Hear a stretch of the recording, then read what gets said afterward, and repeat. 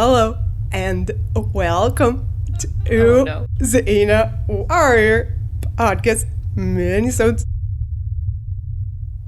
Oh my god. Where are we? Are we in the Black Lodge waiting room? Let's rock. Oh god. I'm scared.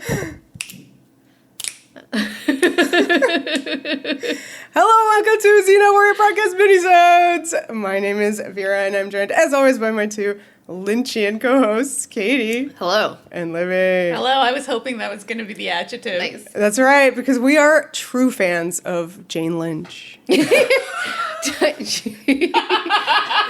mean, we are. We are. I like Jane.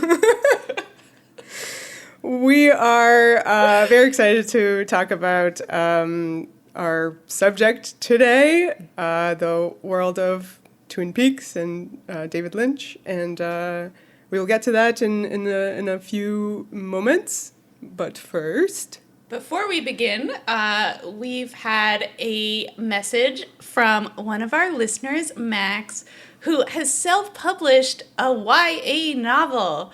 So I'd love to pimp this on the podcast. I've started reading it, and it's really cute. Let me read you guys the official blurb. Self-proclaimed loner Ash arrives at university nervous to be away from home for the first time. But at a first-night party, he's swept into a surprise connection with charismatic horror movie fanatic Ezra. The two form a whirlwind bond fueled by gory makeup workshops and late-night Xena Warrior Princess marathons. Can you see why we're hyping this? I like it. One which leads to an unlikely but thrilling friendship group. But when his new friends don't approve of an intense romance with his English classmate Jonah, and Ash's insecurities mount, a dark cloud threatens to overwhelm him. Caught between desire and companionship, can Ash balance the two? Now that he's finally found a deep connection, will he lose it if he makes choices Ezra doesn't agree with? And are they really kindred spirits if their friendship is so conditional? yay! Yay! Congratulations. The novel is called Cold Like Ash. The author's name is Max Deacon. Check it out. You can find it on Amazon. Awesome. Ash writes that, like so many others, Xena meant a great deal to me growing up, and I wanted to give something back to the fandom in some small way. There are lots of YA novels published now with references to Star Wars, Star Trek, Buffy, and so on, but Xena is still something which feels massively underrated, and Xena did it first. Oh my Yes. Props, Max. So Yes. that's awesome. Like, it's so cool, to see Xena represented in this way. And loving the book. So check that out. All right. Yeah, and it's completely switching gears. Well, we have some Xena segue, Twin Peaks was on in the 90s, as was Xena. There you go. It's connected. It's all connected. I mean, I assume we've referenced Twin Peaks as an influence on Xena. Stuff. On in Xena some way. being a All TV of show. television. I mean, Twin Peaks basically influenced all of television and had a visual style that Katie's favorite expression is the cinematic. Televisual. No, that's not quite that. And so did Xena. I feel like both those shows were part of a movement to kind of expand the visual vocabulary of what you could do on TV. Absolutely. I think I've cooled down on cinematic. Just number one, there's no not using it really, and number two, what is the difference anymore? Yeah, I mean, movies are dead now. All the good visuals are on TV. Cinema That's might what as well David be on Lynch TV. said. He said that originally, like, making Twin Peaks, going from, like, movies to doing TV was like going from a mansion to a hut. And like now it's With like The Return. Yeah, with original Twin Peaks. and now now he's like, well, there's no more like art house cinema or whatever, and so like TV is that now. Yeah, And it so, is. yeah. You feel that in many ways with The Return. Oh, yeah. So how did we get this topic? Yes. This topic was requested by our listener, Sarah. Thank Woo-hoo! you, Sarah. Yes. Thank you for your patronage. Knows our wheelhouse. I will read you Sarah's request. Okay. She is at the time of writing, she was still in the middle of the return. We're not sure, Sarah, if you finished the return. She's done now. Yes. She's done yes, now. For Okay. sure. I mean, That's why. certainly with our speed. Yeah. Yeah, exactly. She wants us to know that she's been asking herself all the questions that probably a lot of people ask themselves when watching this show, including, what in the royal fuck is going on here? Yes. I would love your expert film analysis on why people love this show and why others think it's just, quote unquote, too weird. Everything in this show was a choice. That's true. The slow pacing, the long shots of old men walking and being old. Such a great description. Why were these choices made? Okay. Can you also give some context to this, since it was made during the early 90s, around the Xena era? What about coming back 25 years later? What did Twin Peaks do for TV? Okay. Ooh. So much. Yeah, that's Sarah's main question. She also had some various follow-ups we will try to cover as well. Yeah. But yeah, I think the main one is what the royal fuck. Oh boy. Yeah, I hope yeah. everyone's prepared for this 24-hour-long podcast. I know, right? Per episode of Twin Peaks. So if you don't know what Twin Peaks is, what is it? What is it? Well, yes. Let me take a sip of my damn fine coffee and discuss. And Yeah. hot. Mine's cold. Well, okay. Well, It's a television show. That's for sure. In a nutshell, it's a television series created by David Lynch and Mark Frost from 1990. It was on from 1990 to 1991 on ABC, regular broadcast TV back in the day. It's ostensibly a murder mystery that became very, very famous culturally at the time for its central mystery, which was Who Killed Laura Palmer, a teen girl whom the show revolves around, though she is maybe not in the show at all. And that's it in a nutshell. That's the very basic. Yeah, that is very, Twin very Peaks. basic. That's all I knew about it when we first watched it. I knew that spooky prom photo of Laura. Right. Which Yeah. always, Which we have in our house framed sitting there. It's honestly a little terrifying. Awesome. We have a long hallway in our apartment, and if you stand Oh my on one end of it God. and look down, she's Whoa. framed in Have the you ever middle. walked I love that. slowly as if you're holding a handheld camera and have the theme playing in your head? Kind of. Wow. In I my never thought mind. about it, but damn. All I guess right. because I don't walk down the hallway like that very often. I I've don't never really- noticed because my room is It's so closer? evocative. That picture. It's right next to a photo of really me and Skinner, and then also It's not really Skinner. It's a cardboard cutout of Skinner. well, yeah, literally Skinner though, and our good friends John and Aaron Getting from married. Farscape getting married. It's a Yeah. wedding photo of fictional people. Who people have literally asked if those are our friends. Yeah. I was like, they're so beautiful. Oh my God. Yeah. So, well, yes, this framed portrait of Laura Palmer is in our house. So we are very fond of this show. I can say. I have my alarm every morning is the Twin I Peaks. hear it sometimes alarm. from a distance. It's very. I recommend it. It's very calming to wake up to that. To me, Yeah. it is. Yeah. Doesn't I put mean, you on it alert. shows what sort of person you are. It's a nice, soothing, murdered girl theme song. Yeah, why not? But anyway, that is it in a nutshell. From the start, as I said, it was on ABC. I recently found out it was on up against Cheers, Oh wow. Pretty amazing. which would be later Cheers at that point, Oh, okay. 1990 ish. But just put yourself back in that day. I mean, there is cable, of course. There's MTV and whatever. But your big, broadcast things or what everybody's watching. You're flipping back and forth between Cheers and Twin Peaks. And really, David Lynch, who up till that point had done these movies that were very strange, but very successful, like Blue Velvet. Earlier than that, Eraserhead. Dune. The classic film Dune. And stuff like that. Like you knew who he was as a filmmaker, and now here he was bringing that sensibility to the small screen, which really had nothing like that at that point had really ever been on TV at all. It's pretty. I can't even think of another example of someone who was famous for being a film director than switching to TV. Yeah, at or least it's American like vice TV. versa. There's like Back Bergman then, with scenes from a marriage or something. Yeah, this was probably like reverse because it's like I think the biggest stuff in the 80s that was kind of starting to look cool was like Miami Vice, which was executive produced by Michael Mann. That's but true. like that There you he go. was doing that more. That was like he did a lot of more movies first. after. Yeah. I don't know what movies he did before. Yeah. So but there's somewhere in the timeline. I don't know. So but that looked cool. That had like a style to it and stuff like that.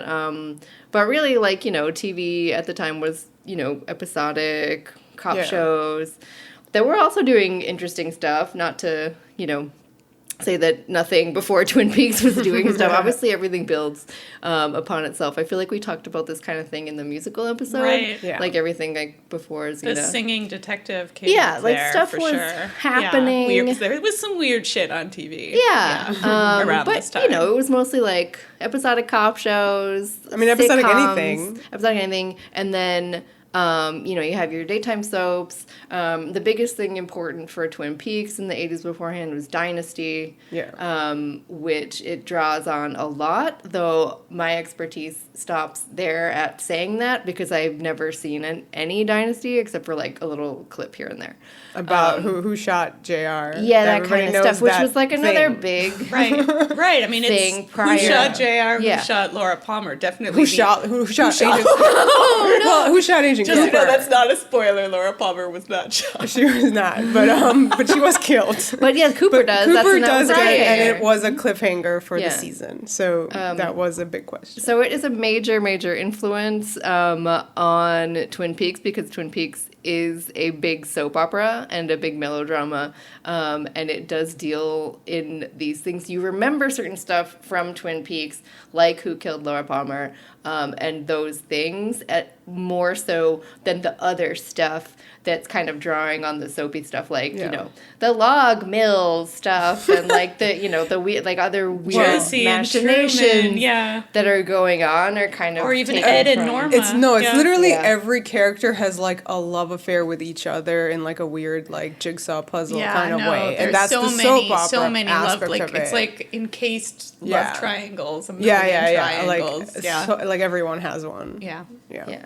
But it is like one thing that is important to both Twin Peaks and Twin Peaks The Return is a major aspect of both are that they are about television to a certain degree. It's not the only thing, but I think it is a big. They're like commentaries on the TV that is happening at the time that they were made. And I think Exactly. especially in terms of like character stuff, like, people love like all sorts of different characters on TV, but I think like nobody does character work quite like David Lynch, and nobody makes you feel empathy for fictional people quite this deep. I don't know. Like, I love David Lynch so much that I feel like he does everything better than everyone else. I mean, I don't think you're wrong. I mean, I feel he just, like, obviously there are so many amazing film directors, but he seems to have this just, like, incredible ability to just, like, psychically link with you. Mm-hmm. Like, if you watch his stuff, you just feel, like, sucked into his world, and he just sort of, like, electroshocks emotions out of you. Yeah. Like, I never feel, like, as out of control, like, of my own, like, subconscious, like, emotional life as I do while watching David Lynch. Yeah, that's a great. It's like you're going into like an experimental like therapy session while watching it, because everything that the first thing that happens in any David Lynch, whether movie or certainly Twin Peaks, is the fact that he like is really big on like audio, and specifically the like very specific Lynch noise that happens, which is like a space like rumble that goes down, and so that kind of like goes into your brain, maybe subconsciously. You don't even noticing that it's there, but it's there, and it makes you, maybe that taps into the emotion aspect of your brain. Well, yeah, I often think about it. You know, the two things that I most associate with Lynch are, that sort of subsonic thrum, which you feel like through, you know, your body is moving, like you feel it in your ears and, you know, in your muscles, and like, and then also the strobe light. Which is light that's like literally coming out of the TV and like hitting you in the face and like that. So like he's literally almost like physically touching you through sound and image. Yeah, and like he's scary. These are torture things. But I think that hits on, not to say we're not going to talk for another, 100 million hours, but I think that hits on what people like about this show and about David Lynch in general versus people who don't like it, as the main question that we've been posed. Like, why do people like this when it kind of really makes no sense? Like, on the surface, makes no sense, or it's not easy to comprehend. It really demands stuff from you, which may be a big part of it too.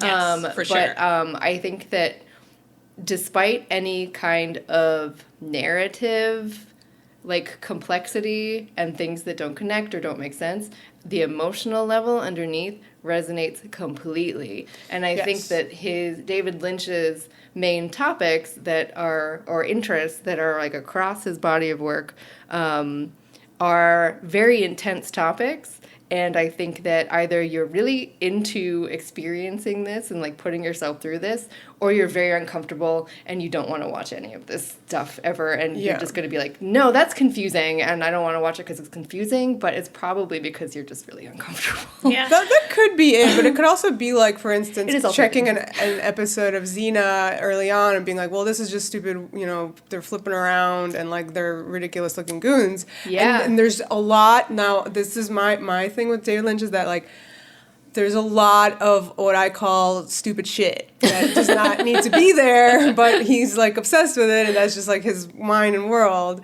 And everything has stuff that you could literally just take your hands and just remove it to get to the good, to the meat of it, really. And that's why you're there. You want what you were talking about, that emotional. I love how resonance. all of Vera's favorite media is stuff where she's well, it's full of shit, but I tolerate it to get to the good thing. The good stuff is so good that it's you can ignore the dumb stuff. But at least even with David Lynch though, even that stuff there, it's there to elicit a feeling and a vibe and an emotion. And in his mind it makes sense. You couldn't have just the shit you think is good. That would be too much. That would be I guess I assume the Scandinavian things you don't like drama are the goofier parts of Twin Peaks, and I feel those are really crucial. There's a lot of goofy stuff. I mean, some stuff is really good. Obviously you don't need everything. Exactly. And then there's stuff there are definitely some bits I would be cutting out. Yeah. Well, I will will get say, there. I will say, well,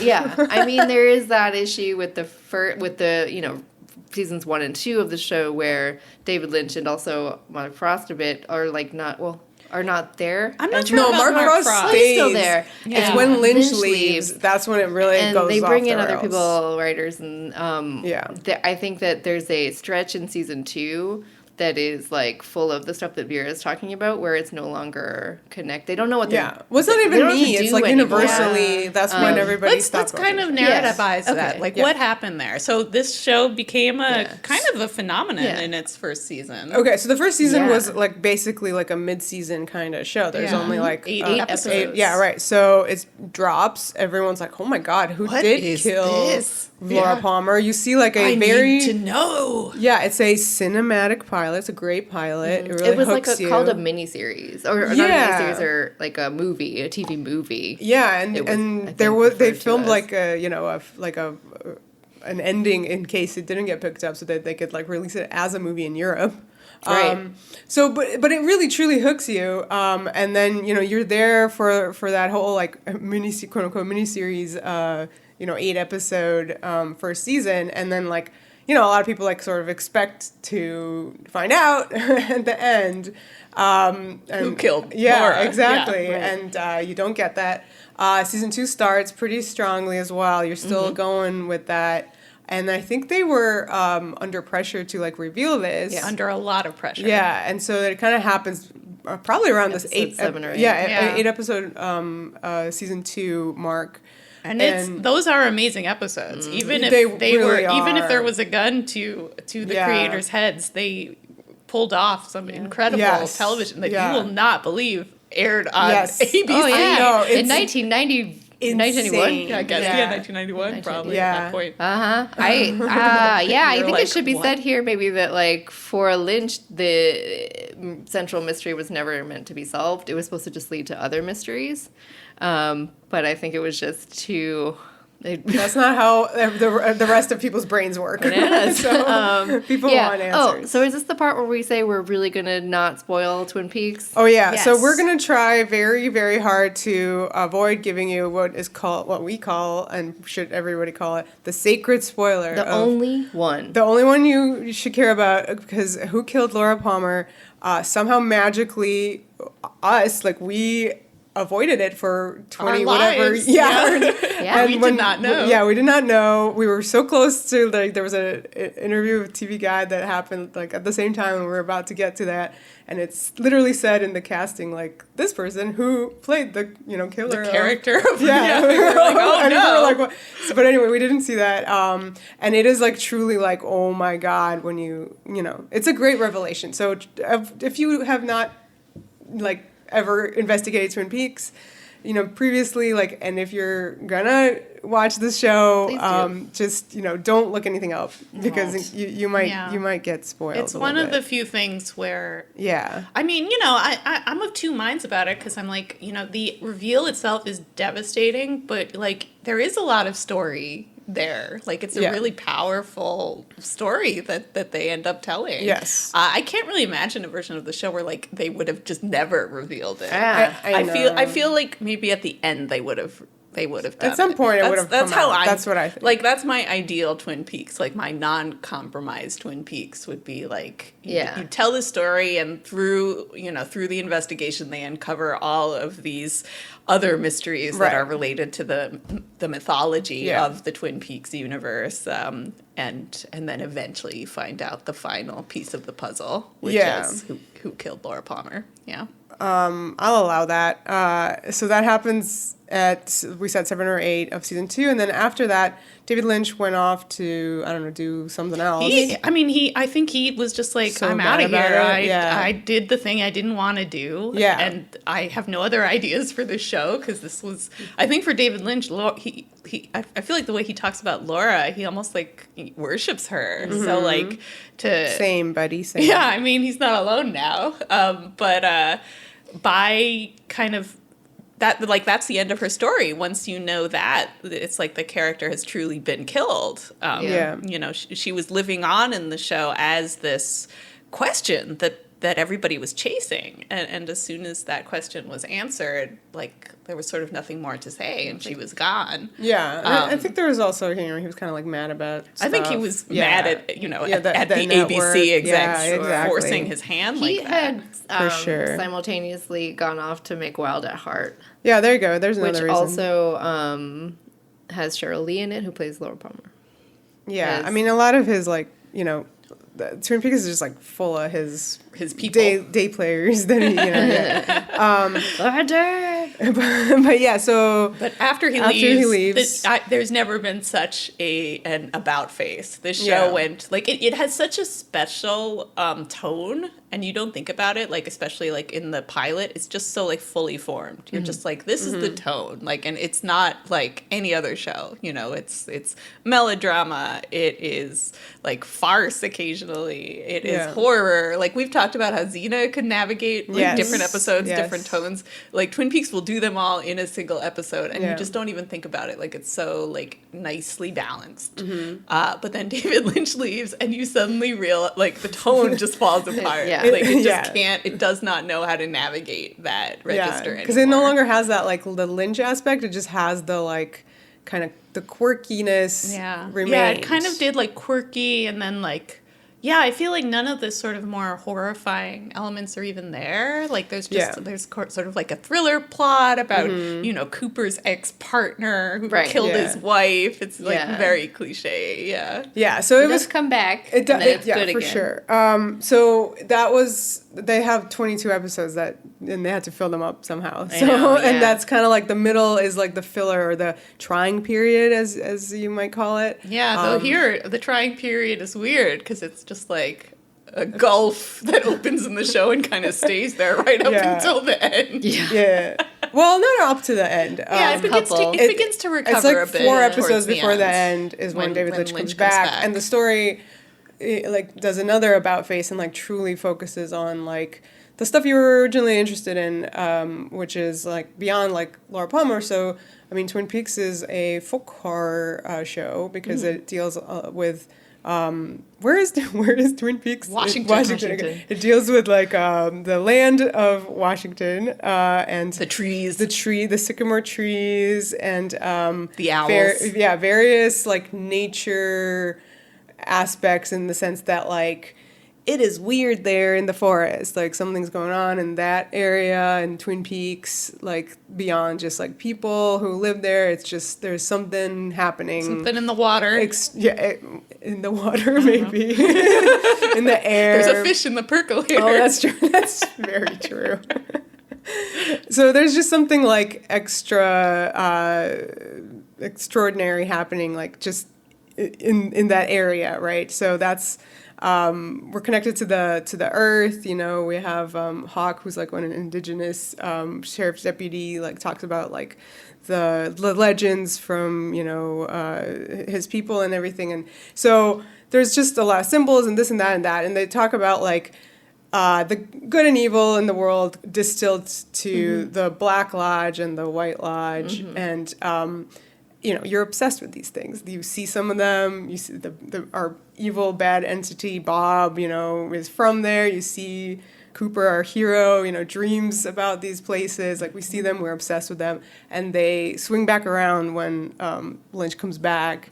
And therefore, you can count Twin Peaks Season 1, the beginning of Season 2, and the end of Season 2 as Twin Peaks. I'm glad we finally brought up Agent Cooper. Yeah, I think we brought him up, but didn't explain who he is. I know.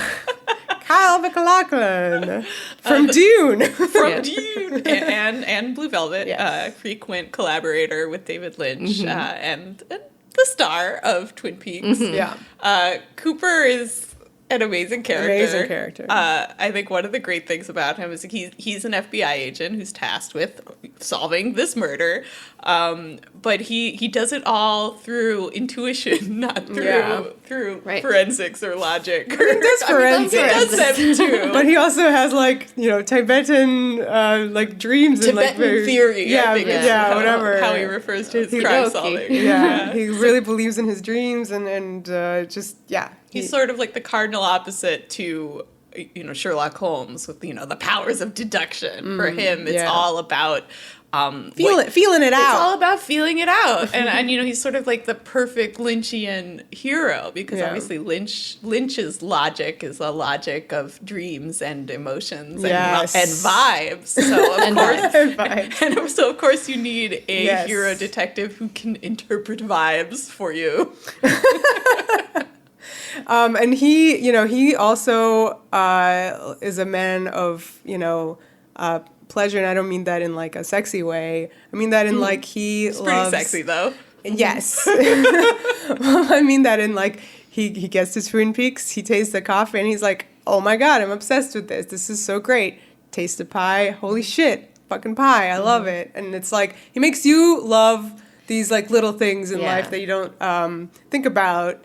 Like the donuts and just various little life's pleasures and he loves Twin Peaks, the town. From the moment he loves locks the tree. Eyes on He loves those quaint. Well, those trees. And that's how you feel about it. You sort of learn to love it through him. You're like, oh my God, I want to try that pie. Right. And he is, his attitude is he's a very positive guy. He's full of positive vibes. Which in the show that again can get very dark. Yeah. Like having this hero who is such, a beacon of positivity. Yeah. He kind of makes the terror less terrifying. Yeah, he had this quote that I really loved at the time, and it is an important quote for everyone to have, which is that, like once a day, give yourself a present. Yes. Every day, once a day, give yourself a present. So, Which for him is usually a donut or a pie. yeah, sure. It should be for us. I wish we had some pie right now. Oh my gosh. know. Oh, well, coffee. Yeah. But there are also a lot of fun other characters in Twin Peaks. There's everybody's favorite Audrey Horne. Yeah, everyone's favorite, indeed. Well, definitely Tumblr's favorite. Yeah, I mean, visually, she's like really kind of amazing. Like she wears, what are those, the 50s? Saddle shoes. The saddle shoes. Intro. She kind of is rebellious. She was a schoolmate of Laura Palmer, but not necessarily her friend. And she embarks on trying to solve the case herself as well. And she is popular. I mean, there's like a whole like subset of like much like many shows nowadays. Like there's like the teen plots, and then there's like the adult plots. It's true. Yeah. And, but it does a good job of like interweaving those. Because Yeah. obviously both the teens and the adults are working to investigate Laura. Yeah. But yeah, I mean, like, it really goes from, like, PG to, like, R pretty quick. Yeah. I mean, I don't know if it was ever in PG. Oh, you're like, she's a high school girl. How bad could her life be? And then you're like, oh shit, no. she worked at, like, a brothel. There was, like, drugs involved. Yeah. And it's like, these kids are, they're not really, I mean, granted, they're played by, like, 20-something. Sure. So therefore, you sort of forget that they're really, like, high school kids because, they're, like, I understand. kind of doing stuff that They don't kids, look like they're in high school. No. Yeah. Yeah. But so. they are. They're supposed to be, yes. Yeah, that is one of the big things about the show Twin Peaks, the ensemble and all of the quirky characters, and all of those elements of, these really lovable people, and they're really funny, and there's really like coziness. Like yes, you want it's to cozy. go, you want to solve this mystery, Yeah. like you want to have your donut, you're and everybody's funny. But then at the same time, like it, when you're introduced to this world, it's in like the most kind of like horrific, emotionally charged like sequence I've ever seen on television, where like I watched the pilot without you guys and was like, oh my god, and then I really distinctly remember coming out and being like, oh my guys, you need to watch this. So it's that balance, which I think, not to be too simplistic, is the whole kind of point of Twin Peaks, is this like, the evils that men do. Yep. And the horrors in the world juxtaposed with the enduring nature of love and goodness, etc. Like is kind of the other point, aside from, being meta about television. But yeah, the whole cast, like there's, we could talk about every single person for a very long time, but they're all so wonderful. Yeah, it's a great ensemble. Let's talk a little bit about our personal experience watching those first two seasons. Oh, God, yeah. Yeah. We started watching it. We started watching it, and we went away for a weekend to a cabin In New Hampshire. in the woods. Where we were warned about bears. And that was already, like, on the mind. Grapes. And I think at that point, we had probably just finished season 1, and we're going into season 2, which is kind of when things really start heating up. You find out a lot more of the mythology, which is very woods-based. Yep. And yeah, we really lost our minds in that cabin. We were in a basement. In the woods, in the dark, whereas, you look out the window and it's dark. There's no lights. And we watched the first stretch of season 2 all the way through the reveal of who killed Laura Palmer in that terrifying basement. And I think like nothing will ever replicate that for us in terms of like a viewing experience. It was so emotional and so scary that I think that's why this show, like, there are many reasons, but that's one of the biggest, like that viewing experience just like forever cemented it as being like some of the best TV I've ever seen. Yeah, there's a point in like whatever episode where Bob, the horrifying Canadian tuxedo, aka all jeans wearing evil dude, is kind of like really slowly like stepping towards you for a really long sequence, like towards the camera and aka towards you, the viewer. Yeah, well, it's in a living room. You're in a living room. The camera's almost the position of where the TV would be in that living room. Exactly, and you're sitting there watching it, and it's like as if he's like in the fucking ring coming out of the TV at you, and that was like, I mean, we lost it. Like, I was afraid to go to the bathroom because there's like windows in the bathrooms, but it's in the basement, so it's like reflecting. It's not even that. It's more like I was certain that if I went into the bathroom and sat on the toilet or whatever, Bob would like lean down and look at me through that fucking window. But when you came back from the bathroom and I was like awake and wherever we were all sleeping, and I just saw a shadowy long-haired figure coming in the door. I thought it was Bob and started making like these like deranged kind of noises. But I was like, ah! Ah! It was. I was offended.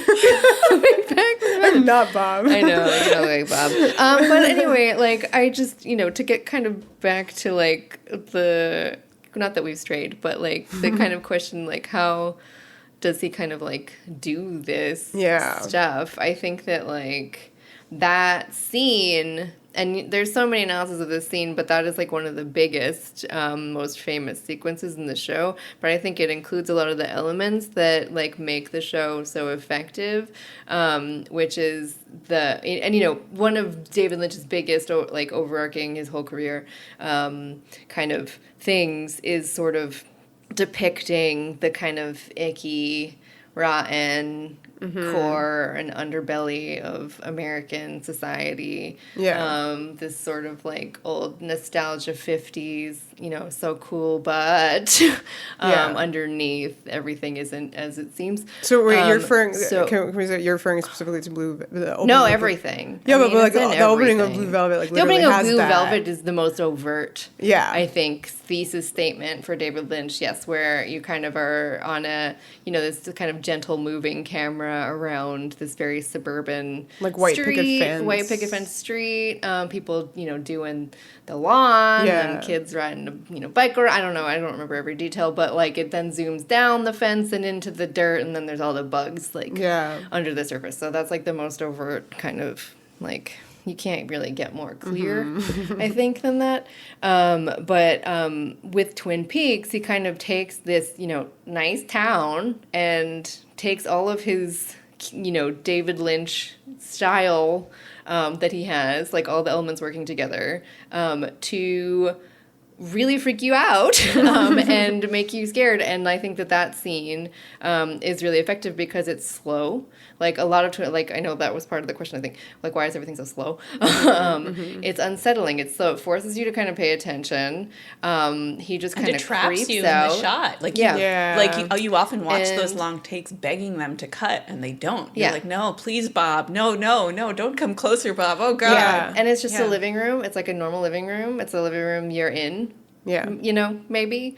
And you just have this unnatural, otherworldly, terrifying figure who has been kind of terrorizing you throughout this show, just crawling at you like slow AF. And it is really scary. There's probably some really scary noise happening as well. And just all like kind of works together like that. And I think the slow takes throughout all of Twin Peaks and The Return especially, and thinking about like the pilot in particular too, with like that long kind of pan down the phone cord after Sarah Palmer finds out that Laura's dead. Like it's just these like you're like kind of forced into this scene and it like makes you have these emotions that just kind of like bubble up with like that kind of stillness, really, really moody Yeah, he always wants you to sort of sit in discomfort. Like, you know, his violence, especially in Twin Peaks: The Return, like you know, you're stuck with it. Like, I feel like every shot where something really violent happens, like, goes on a little bit longer than you expect it to, because I think he does not want you to look away. Right. Yeah. Yeah, and a lot of us are used to kind of like, let's say a horror movie nowadays, it's just full of jump scares. So you're just like, you're expecting something to jump out at you, and like it's a quick scare, right?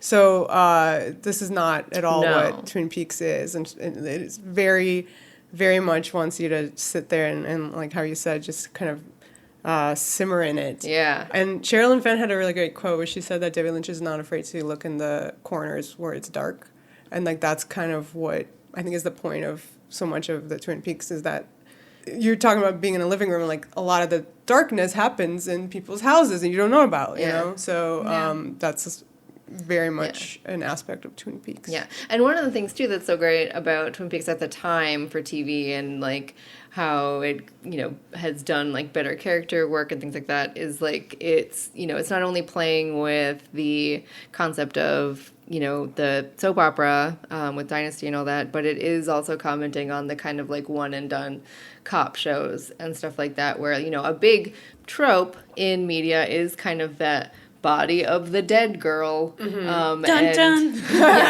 And, you know, it's a mystery, and like there's, you know, that's it. There's just like a dead body. Yeah. And it's maybe like, you know, fetishized in various ways. And Twin Peaks, like, and this is, I get really kind of incensed a little bit when people criticize David Lynch for that kind of stuff, because I think he has so much empathy. I mean, obviously for Laura, but also for all of his female characters in like all of his movies. So like this show is not just about like, here's a dead girl on the beach wrapped in plastic, and that's it, we're just going to solve the mystery. Like, Laura becomes, like, and it's seeing the whole town's reaction to that. You follow, like, all these people and their emotional response to this, and her presence is in every scene, basically. Yeah. Like, she's not just dead girl on the beach. No. And I think that's another like thing that like really sets it apart. Well, yeah, I mean, like you do see her face a lot, which Right. face She of really a, haunts the show. the portrait. And the I front, think and that I think that's another reason that it's so effective for people. Yeah.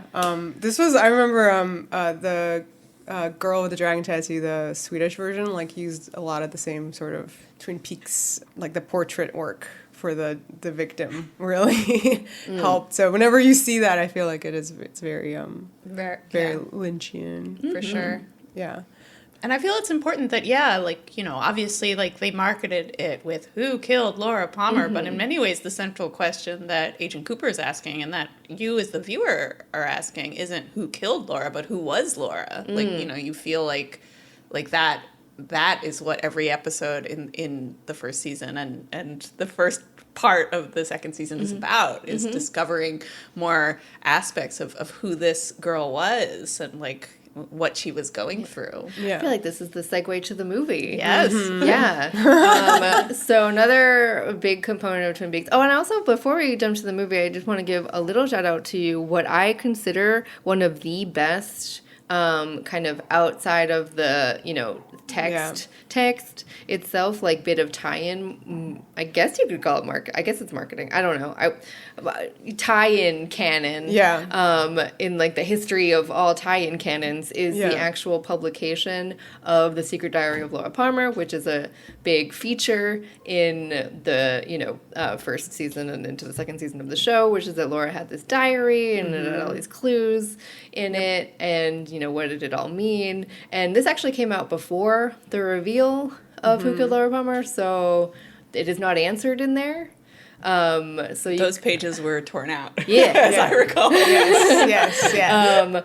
But it is, and it was written by Jennifer Lynch, David Lynch's daughter, and it is so good. It really, you really get into the head of this character. It's really beautiful. It's really emotional. So if you like Twin Peaks and you haven't read that, you should read it. It's an amazing, like, piece of work, like, on its own. I think it's a necessary thing. I mean, I read it after we watched the show, and like knowing who did it like really added to all the words. But it was truly much like Twin Peaks. I'm like, how the fuck did this get like published as a tie-in thing? Like, this is so good. Like, it's just, I mean, it really tells it you. hadn't been revealed at the time, so I know, but like just maybe that in helped general, like it's such a good piece of work that it's like it's not like a slap together. Yeah, exactly. It didn't need to be that good, but it was. But it is. It's so good. Yeah. Did we talk about the music? Did we talk about Angelo? Yeah, Well, I talked about how good the theme was, and I wake up to it every morning. That's another just part of like the,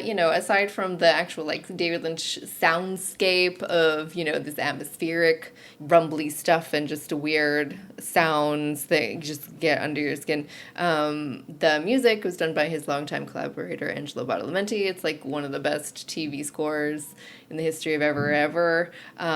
Just this like really beautiful like kind of melancholy music. Not all the time. Sometimes it's very jaunty. Yeah. When you're kind of in the comedy bits. Stuff. Yeah. I actually was watching a thing that kind of had some of the themes where it was like more about like the men and solving crimes and these more like kind of tied into the male characters that he referred to that stuff as like cool jazz, and it has a lot of snappings, or it reminded me of like the West Side Story, like kind of like cool, which is funny, like, starring some people from West Side Story are in Twin Peaks. Richard Beymer and Russ Tamblyn are in both of those. Like that kind of vibe to some of the music, but the kind of main theme song and Laura's theme are just these like just very beautiful crescendoing, sad sounding stuff when this piano kicks in and you're just like, nah. Bad at describing music. I'm sure that there's, I think like one thing that I thought of without being able to talk about like what music is doing, because I didn't study music, but like there's a lot of like long notes, much like the camera work. Work is like you really hold on these feelings. So so that's that. I'm sure there's a word for that, but I don't know what it is. So yeah, music so good. David Lynch he's very into music, like outside of which we'll get to. Yeah. But even within Twin Peaks seasons 1 and 2, you have the Roadhouse. Yes. Bookhouse? Are they the same place? The Bookhouse? No, they're not actually. But yes, I hope you're getting to also mention Julie Cruz. Yes, that's exactly where I was going with it. Yes, you have in universe these musical performances in the show by Julie Cruz, who's an amazing singer. Yeah, and sadly just passed away. It's so sad. Yeah. I was so sad about that. Yeah, but yeah, those are some of the most haunting moments in the show. So beautiful. Are her performances. I actually think. Here's another area where I could be wrong, but I think that the main part of the main themes was like written with her, or an album that she had written. Oh yeah, some of it predates the show. Yeah, I think you're right. Yes. Yeah. So like she is as responsible for some of that as Falling, Angelo, right? Mm-hmm. Yeah, I think that's so. Yes. So incorporated into those themes. But yeah, just some of the most powerful sequences with her singing over them. The Bookhouse and the Roadhouse are not the same. Yeah, the Bookhouse, I've always been confused by that. The Bookhouse Boys is the thing with Truman and kind of the boys club. So it's a boys club, right? It's not like open to the public. And a great restaurant in Atlanta, Georgia. With the Twin Peaks. And theme. the Roadhouse is where the musical performances happen. Where the music performances happen, not to be confused with the Pink Room, which is different entirely, and back to the movie, which that is from. All right, so season 2 of Twin Peaks ends on quite some huge cliffhangers. As mentioned, we visit the Black Lodge. Yep. Can I say? Yeah, the only spoiler we care about only one is spoiler. that one. We're going to spoil other aspects of the show. Its mythology, I think, is so interesting and unique and complicated that hearing about it on this podcast will not affect your experience. Just FYI, like one of the greatest moments of the entire show is the Black Lodge experience of the finale of season 2. Yeah. It gives you, again, very...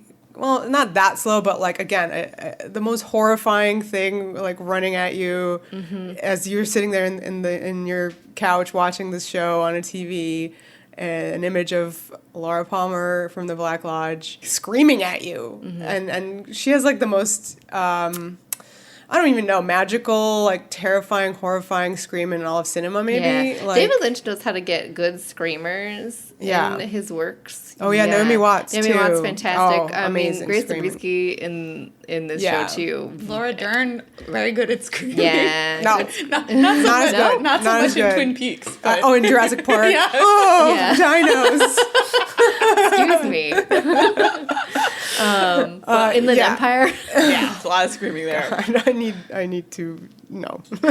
But yeah, so there's a lot of screaming that one. But yeah, I always thought that was such an amazing decision that, again, like Laura's story kind of disappears out of the show in the second season after her murder is solved.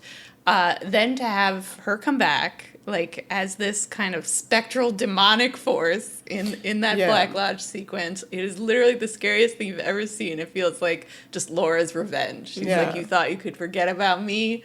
I am going to, like, psychically traumatize you now for 15 minutes. Well, they introduced the most fascinating thing, which is that there are doppelgangers for everyone, basically, like, in the lodge. So if you're that's good, really highlighting the themes of duality and good and evil in the show. You could be Twin Peaks? Twin Peaks? Two things. See, it's not that hard.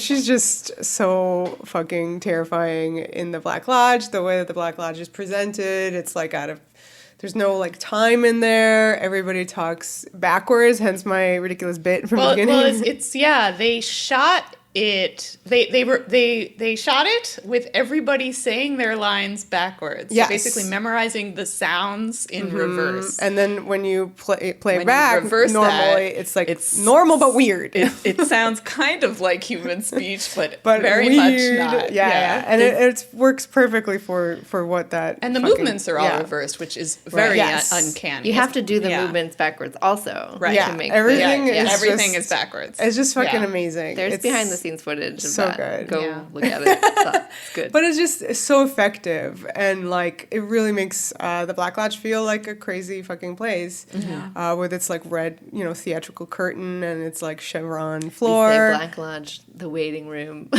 Well, that's Whatever. you see other things. No, I know. The waiting room is the one with the couches. I firmly believe that. And the various, inhabitants of it, creatures of the Black Lodge who do things. And then you have like these, visitors, like you have Laura Palmer and her, her doppelganger is there, and then it's running at you, and you're like, peeing yourself because it's so fucking scary. She's not happy. People are always looking to get into the Black Lodge for whatever reason. It's the seat of immense power, immense dark power. If I'm not mistaken, you have to go through the waiting room to get to the either white or Black Lodge. No. Is that not true? Okay. No. Who knows? Well, that's Maybe. the easiest way to think about this is that there are just two fucking lodges. There's the Black Lodge, there's the White Lodge. The White Lodge is for the good. The Black Lodge is not for the good. Everyone's trying to get to the Black Lodge because that's like the power, the evil that men do, etc. It's like all related to that. Yeah. The waiting room is just like a room in the Black Lodge. It's full of crazy shit, and everyone's trying to get into it. Like the bad guys, and then Cooper, who's trying to get the bad guys, finds his way in there, and There's a portal. There's a portal. It's like a circle with like tar and like sycamore trees, like white trees. That part is very folk horror, I think. Yeah, I mean, because the entrance, you have to have like these lodge. coordinates to get to the specific spot in like the regular woods. forest. Yeah. Yeah, exactly. And then like you could just kind of like reach your arm through nothing, and you're in the And then Black suddenly Lodge. these The lodge, red curtains appear between the trees, which is just an incredible really creepy. image. Yeah. It's so creepy. I yeah. love, that you have these, it sounds like it's like Christian imagery, the good and evil, like the black and the white. But I love that it's never that. It's never like, there's some little bits of angels, like, but other than that, like it really is like kind of its own kind of secular mythology. Yeah. So Cooper ends up in the Black Lodge, and doppelganger. Uh-oh. And, you know, what you don't want is to have your cliffhanger. Well, I guess you do want it because it's so juicy. Good cliffhanger for season 2 of Is Twin that, Peaks. yeah. 3. Well, the end of season 2. Oh, I Yeah, see. yeah. At the end, I see a cliffhanger at the end of the season. You basically have like your Hero. your most pure character on the Yeah. show. He was so good. So good, just suddenly be revealed in a really creepy way that, oops, I think he's bad now. He's been replaced. Yeah. By Bob. And then the show was canceled. And then it was canceled. So you never find out what It's a happened. great, I mean, it's a real Hail Mary. Like, you feel like Lynch came back and was like, they want to cancel my show. I'm gonna show them that, like, it could have still been something. I left and this happened to it, but let me show you that I can still do Twin Peaks. Well, with that cliffhanger of, you know, Coop being evil Coop, there's no more show. So David Lynch, you know, thankfully has a movie for us, Twin Peaks Fire Walk with Me. However, everybody wanted a movie about Dale Cooper, right? Everybody wanted Twin Peaks, and they wanted it as a movie. They wanted donuts. They wanted definitely They wanted wanted cherry donuts. pie. They definitely wanted like Cooper, and you got They wanted you that got some. situation fixed. They wanted Cooper Yeah. to come out but like of the that's lodge. what they're like Yeah. interested in. Yeah. However, you know, like me, I'm interested in Laura Palmer. too. And guess what? Twin Peaks Fire Walk with Me was a movie for me Sure. personally. And for David Lynch personally. You know, I mean, people don't know what listen. they want. Definitely. I mean, maybe it's, you know, has it become like accepted now? Yeah, I think it is now considered one like a People have learned to appreciate yes, it. It But is. it was a disaster at the disaster. time. At the time, everybody was like, I think it's a masterpiece. yeah, I mean, it I do. truly is. It is not only just a masterpiece, it's a wonderful gift to Cheryl Lee, Yeah. who plays Laura Palmer, who is just so fucking Yes, amazing. who is in like She's in I it. say that she's not in Twin Peaks the character Laura Palmer because, you know, like she's dead but Yeah. her presence is in every scene, but also the actress Cheryl Lee is in the show as a different character. To go her with the cousin Maddie. doubles thing. To go with the yeah, doubles. she And plays she's her own fantastic. identical cousin. Maddie. And I love her. And then also in the Black Lodge show, obviously Yeah. she's there. But Twin Peaks Fire Walk with Me, if you are not familiar with it, came out in 92. Yeah. Yeah. So about a year later. So this is not like a situation like The Return where it's like No. it's been forever. This is like off the heels of the Yeah, show. yeah. And you're like, you want it "Ooh, to I'm just so continue. excited. It's going to get Yes, wrapped up yes. in the movie. Hooray, hooray. Nobody is asking for like this mystery has been solved. Yeah. Who killed Laura Palmer was answered. The movie, however, goes back and takes you into the world of Laura Palmer's last few days before her death. And boy, howdy, are we in them. Yeah. So it's like a prequel, really. It's a prequel. Yeah, he made a prequel. Prequel about Laura. Twin Great. Peaks has a prequel. Twin Peaks has a sequel, a reboot sequel. Yep. We'll get into that. But it is, I think, one of David Lynch's best movies. For sure. For me, I yes. have never seen anyone, like the kind of like psychology and inner world of a character be put on display so intensely that you don't know what to do with yourself when you're done watching it. Liv, do you want to talk about God, you? yeah. I had a meltdown over this movie. I think it's the only time I've ever I've had meltdowns about media. I believe you said, "Don't ever make me watch that again." Yeah, You've seen it again. I have. Well, actually, I think that I saw it once and was very affected by it. It is. I mean, like just all the trigger warnings. Like it is. Very hard to watch. I had complicated feelings about it because it features the character who killed Laura, who, before I knew that character killed Laura, they were one of my favorite characters on the show.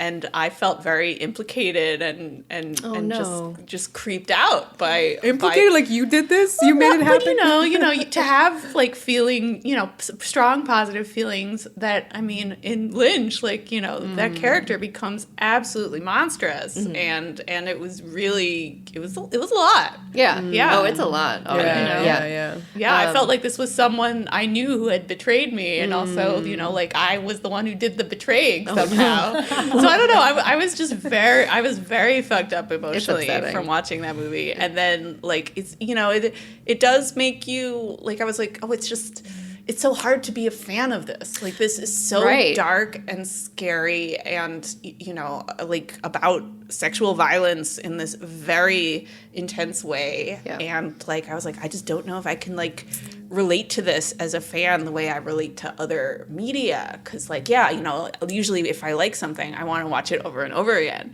And, like, I just felt like I couldn't do that with this. Yeah. Like, that this was just not a place I could revisit. So, yeah, I had this meltdown because I felt like Katie and Vera were sort of like, like relating to it as fans. And I was just like, I just don't think I can join you there. I just don't think I can do it. I mean, it just, I think that's one of the beautiful things about David Lynch is, people, and this factors in the movie and The Return, I think both have similarities in that David Lynch is not giving you the coffee and the donuts and the pie and the cozy that you want as like a fan of the original, and you needed for comfort, and to face the darkness. He is giving you this 2-hour movie experience that is like, remember this show? Like, it was only a year ago. You probably do. It's kind of like a murder mystery that we made. They're like other things that you have seen. This is what's at the heart of it, and this is what it's about. And this is the, like, very, very core of, like, all of the themes. This, like, good and evil, this, like, and the, messiness of both. And making you look at it. And he's making all those sounds go right into your skin again. And, like, it's just fantastic. But yes, it is, if you haven't seen it, it is very, like, proceed with caution. A very hard watch. But it's one of the best performances I've ever seen. I think, like, just Cheryl Lee's great in so many things. Like, I've seen her in other things. She's just fantastic. But, like, this character, like, it's hard. I mean, like, I feel like she is this character. Yeah. Like, so it's like, I feel like every time I see her, I'm like, which is probably hard for her as a person. Has such an amazing face. But, she's just so wonderful, except for the wigs. I'm so sorry. Yeah, what was going on with her hair IRL that they There's had actually put her in only that wig? one time where it's like in the prom photo, and then the video of her and Donna, where she looks, she's got regular hair and stuff, and then the rest of the time it's just a nonsense. And I don't know. I think it was the 90s, and I don't know. Very unfortunate. But I think like the Laura in my mind like is in that video of with her and Donna, and her hair is like kind of like shoulder length, like normal. She anyway, have a crazy mullet type situation. Her mullet. The truly most horrifying thing in Fire Walk with Me, Laura Palmer's wig. Mullet, but it's brutal. It's so good. But again, it's like one of those things where here's Lynch just showing you kind of. It's necessary viewing. I do think. If you can, you should, as it's an important aspect of the Twin Peaks story. And I think when David Lynch did end up going on and making The Return, that really solidified that. Like, you kind of saw, like, oh, this, like, Fire Walk with Me really is an expression of everything, like, that Lynch loves in Twin Peaks. Yeah, and it's so funny because, like, I guess for me, like, I'm so obsessed with it in the sense because I mean specifically like Laura is my favorite character, and I was like obsessed with her from like the get-go, and the more they showed her fucking photo, the more obsessed I became. And like I think you're supposed to. That's exactly what you're supposed to do. And like I loved, I've like loved Cheryl Lee, and I loved, when she played the other character. I just loved everything about it, and so therefore having an entire movie kind of like, and again, like I read the diary, and like this was just like more of that, like visually, and it was just so good. Because, I mean, for me, like, it didn't have all the silly stuff as well. So I actually really connected to that. Which you Right, don't the, like the very in. thing that people, like, criticized about it. Yeah. What you You're like like, great. I was, like, into that. What about like Coop walking into the place and there's a llama? You don't like that That's stuff? cute for the show, but now we're in the Okay. cinematic, like, But true you're saying you cinematic don't experience. like that. So what about Fire Walk With Me has Lil? And Yeah, I mean, Lil Fire Walk With Me has some was weird as shit. fuck. She's so weird. She's so weird, man. Really, I mean, Fire Walk With Me, like the sense that you got, and I mean, clearly all of it is on purpose, was just like it felt gross. Like Yeah, for Fire instance, Walk With it starts with like well, Chris Isaac is there and he's like investigating the first murder of Pre-Laura. Teresa Banks, Yeah. which is like I mean again. We saw her face too. I became obsessed with her as well. Also, justice for Renette Pulaski, obsessed with her as well. Not enough footage of her. Vera loves all the ladies of the female victims Yes, of Twin Peaks. because it's like, what is their lives? Let me explore that. No, they're fascinating. You can tell they've got a lot going on. Yeah, and but like they go, Chris Isaac and Kiefer Sutherland, his like FBI helper, go to basically a town. Like Teresa Banks lives in opposite Twin Peaks. Yeah, The it's Shelbyville of Twin Peaks. Oh, is if that you'll from allow the Simpsons? Simpsons reference. Okay, yeah. So it's like gross there. It's like the same but gross. no good donuts, no cute. Yeah, No. everything's Nasty. crumbling and horrible. Yucky. Just Which, in of course, is such a brilliant, Yeah. already it's David Lynch being like, forget Twin Peaks. Yeah, and visually you see the We're done smashing, with that the now. smashing of the TV visually Right. represents that. Forget. Yeah, Twin he Peaks. does. Oh, yeah. Right, It he literally, that smashes the movie TV. literally starts with kind of, Yeah. again, I feel like there's David Lynch for all of his, dream-like, visual paintings. He started as a painter, so that's his whole thing. He just does wacky stuff. And he's pulling from dreams. And all He's a sorts of- true artist. aside from all that, like, it's sometimes not hard. Like, this movie starts with someone banging a baseball bat into a television. Yeah. Like, you're not in the show anymore. Bam. And yet people still criticized it. Like, it's so, like, it's there, people. Come on. Yeah, this reminded me, like you're saying, whether or not you agree with it or not, we watched a cool kind of comparison of Fire Walk With Me with Silence of the Lambs on the YouTube by a YouTuber critic, Maggie Mae Fish. And it was really fun. And it kind of, as Twin Peaks, the show, was in dialogue with soaps and cop shows and stuff like that, posits that this movie is in dialogue with psychological thrillers and like specifically goes through Silence of the Lambs, which came out before. Like a year Like before. a year Yeah, before. 1991. Like, but Yeah. compares the shooting, like the dates of the shooting scripts and stuff. So it did seem like the movie could have been out and seen.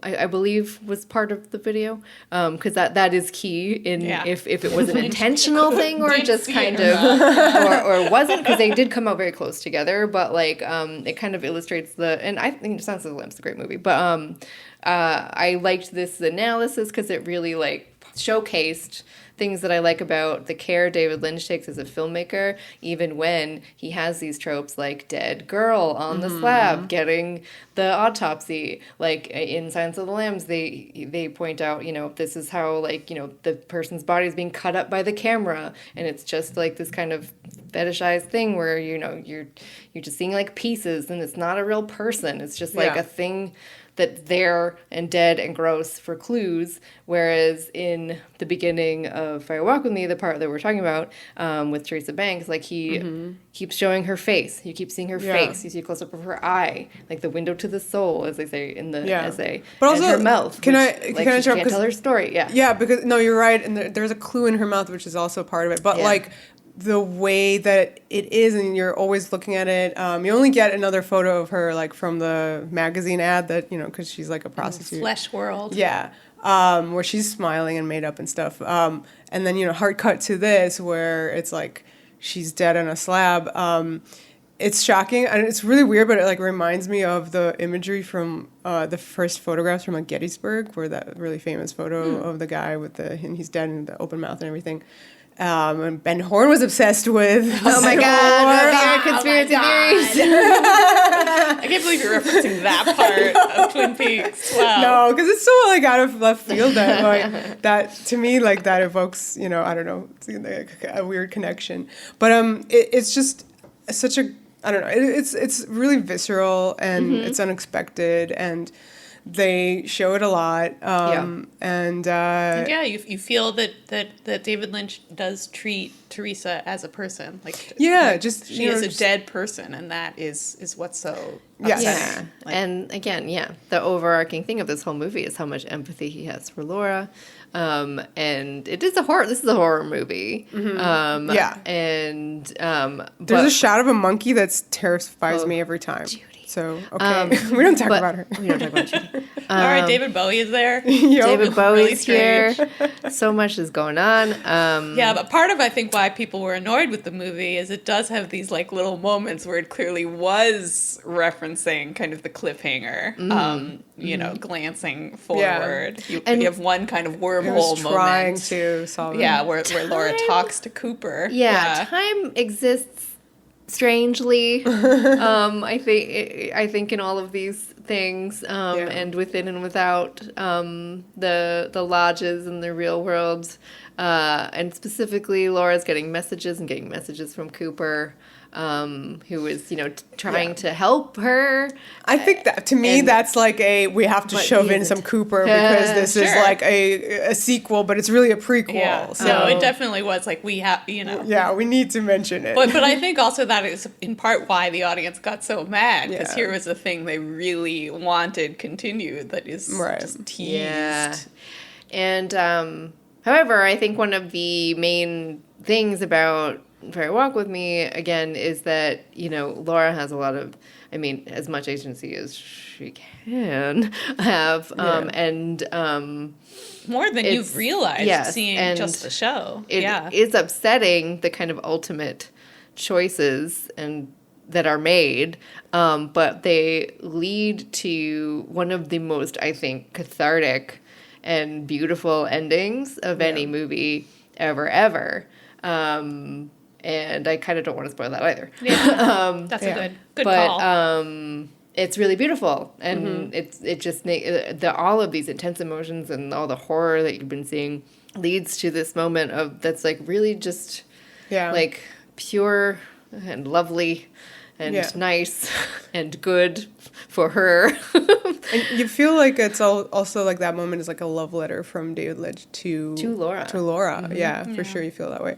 Can I talk about the moment of there's a scene in the Pink Room, which is like I don't know what it was, like a bar, a divey dance bar. The Roadhouse.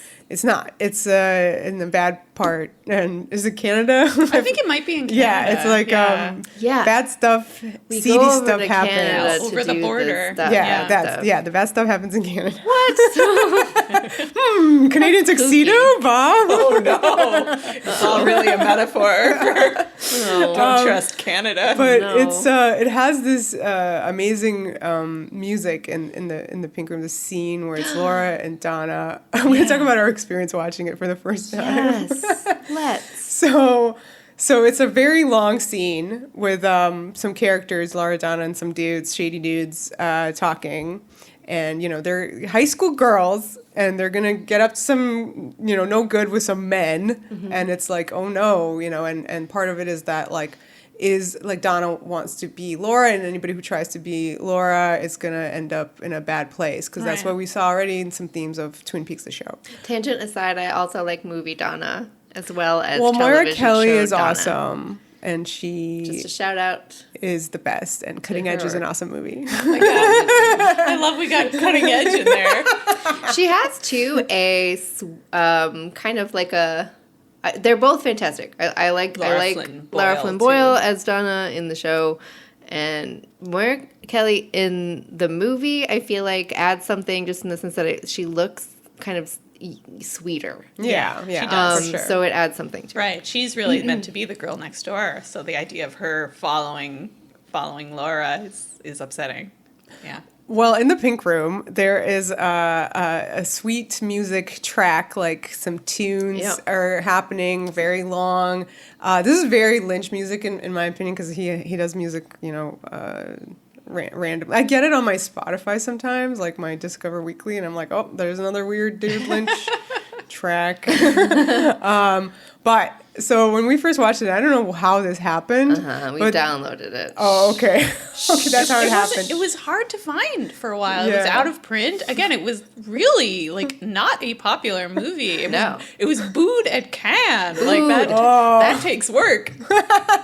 So we're watching it, and the scene happens, and we're like, "Oh, can you hear them?" Like, no, it's No. just. I mean, you can hear it like very They're talking to very each other, quietly. but it's just music. Yeah, and we're like, "Oh man, look at the vibes of this scene. it's such art." Just living in the vibe. And then we find out we Subtitles. didn't have No the subs. subtitles. Subtitles were missing. But if we had the subtitles, we would have been getting things like "I am the muffin" Right. and "Chug-a-lug Donna." Which Very- are iconic. very important Some dialogue. iconic. Yeah. Yeah. So very good. Yeah. So that was a little tangent there about our experience with that. Yeah. So. But I love that room too. Like it's got that so lighting, that good. like So good. I don't know. Iconic. Yeah. I just love David Lynch. I love when he like does lights. I love true. I love a Good. cinematography. I love when the electricity goes weird Electricity important. That's Right. really the important. Yes. electricity. at all times. Yeah. We could probably segue to The Return now. Yeah. Okay. Electricity is important. 25 years happened. Well, So, yes. which is fantastic. It's exactly, or no, was it not It quite? was ordered supposed in. to be. I think it was ordered 25 years later. Like they Okay. made the announcement, I think, in 2015. Okay, so Yeah. in the Okay. first move, in the In the first show, season of the first yeah. show. What am I talking about? There's Twin Peaks season one. Cooper has a dream where he is in the Black Lodge in the waiting room. He has old makeup on because Kyle MacLachlan's very beautiful at that point, and so they had to make him look old. Kyle MacLachlan's always beautiful. Yes. Okay. Yes. But so he's in the waiting room of the Black Lodge with Laura Palmer, and she comes over to him. And she whispers the person who killed her in his ear. But then This is episode 3. He conveniently forgets. Yes, but so by episode 3, he technically knows who killed her. Yeah. Just has to remember. Yes, Yeah, yes, which again exactly. is so the intuition of that. Yeah, and at the end of that scene in this dream, she says, "I'll see you again in 25 years." And we were like, crazy, whoa. What does it mean? And then, amazingly, 25 years later, Yeah, they filming boom, it. Yeah. they back. Yeah. And in the meantime, like Yes. so Twin Peaks. Meanwhile, oh, another God. classic Meanwhile, moment. Twin Peaks Meanwhile. aired. If you know, you know. And, as we started off by saying, it was on ABC. It was, you were flicking back and forth between Twin Peaks and Cheers. A fantastic show. Cheers. Love it. I love Cheers. Was it the Kirstie Alley years at that point? 1990, probably. Because it started in the early 82, 83, 82, I must think it have been, started. yeah. Don't quote me. But, again, there are not a lot of shows that are, like, staying on a long time that are like super visually stunning and kind of like changing the look of TV and the way that characters are and the way you want to like interact with them quite like this show had. And you did need to watch it kind of week to week to figure it out. Right. You couldn't just Dip really in and out. dip in and out really easily. I think very obviously the immediate successor to Twin Peaks is the X-Files, which itself changes all of TV as well, with narrative and with the style, being very similar. Tonally the woodsy very similar. the tonal, like Sort just, of goofy, dark side of Americana. yeah, but just like the cinematography, just the visuals, Yeah. it's themselves are just better than anything else. Also, David Duchovny's there. in Also, both. David Duchovny is in both. Because it's really like the 80s were just, a lot of MTV Like, just make it, like, that shit look cool. But it took a while for, like, TV to start looking really cool. But I think that you see the influence of Twin Peaks, like, in all of these shows, and the X-Files obviously was on for a long time, and, you know, was hugely influential, and you start getting other stuff as we, you know, 10 years later we'll get, like, Veronica Mars, which, you know, was very Twin Peaksy, right down to the, like, central blonde girl murder. His name, I think, is Lily, so Laura to Lily, yeah. And she's on the return. Right, Amanda Siegfried ends up in Twin Peaks. Yeah. But also, meanwhile, like, TV is going through its own things.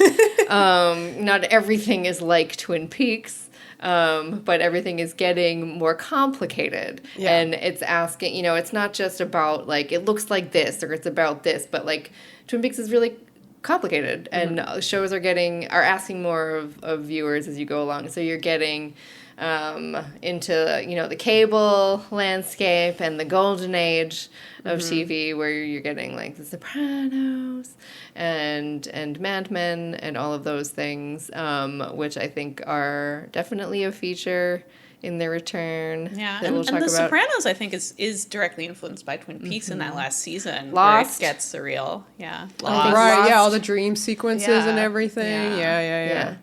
Huge. Also on ABC. Lost. Yeah, Lost. Yes. Like another, like, huge one, just in terms of, like, the storytelling. And then also, too, I you know, people got so wrapped up in these mysteries and things, but I'm kind of like, it would be interesting to see Twin Peaks, the original, in today's kind of landscape of, like, how people watch things, because I just feel like Lost was kind of like one of the first shows where, like, the narrative became the crux of how people were engaging with it and wanting it, every single piece of it to make sense.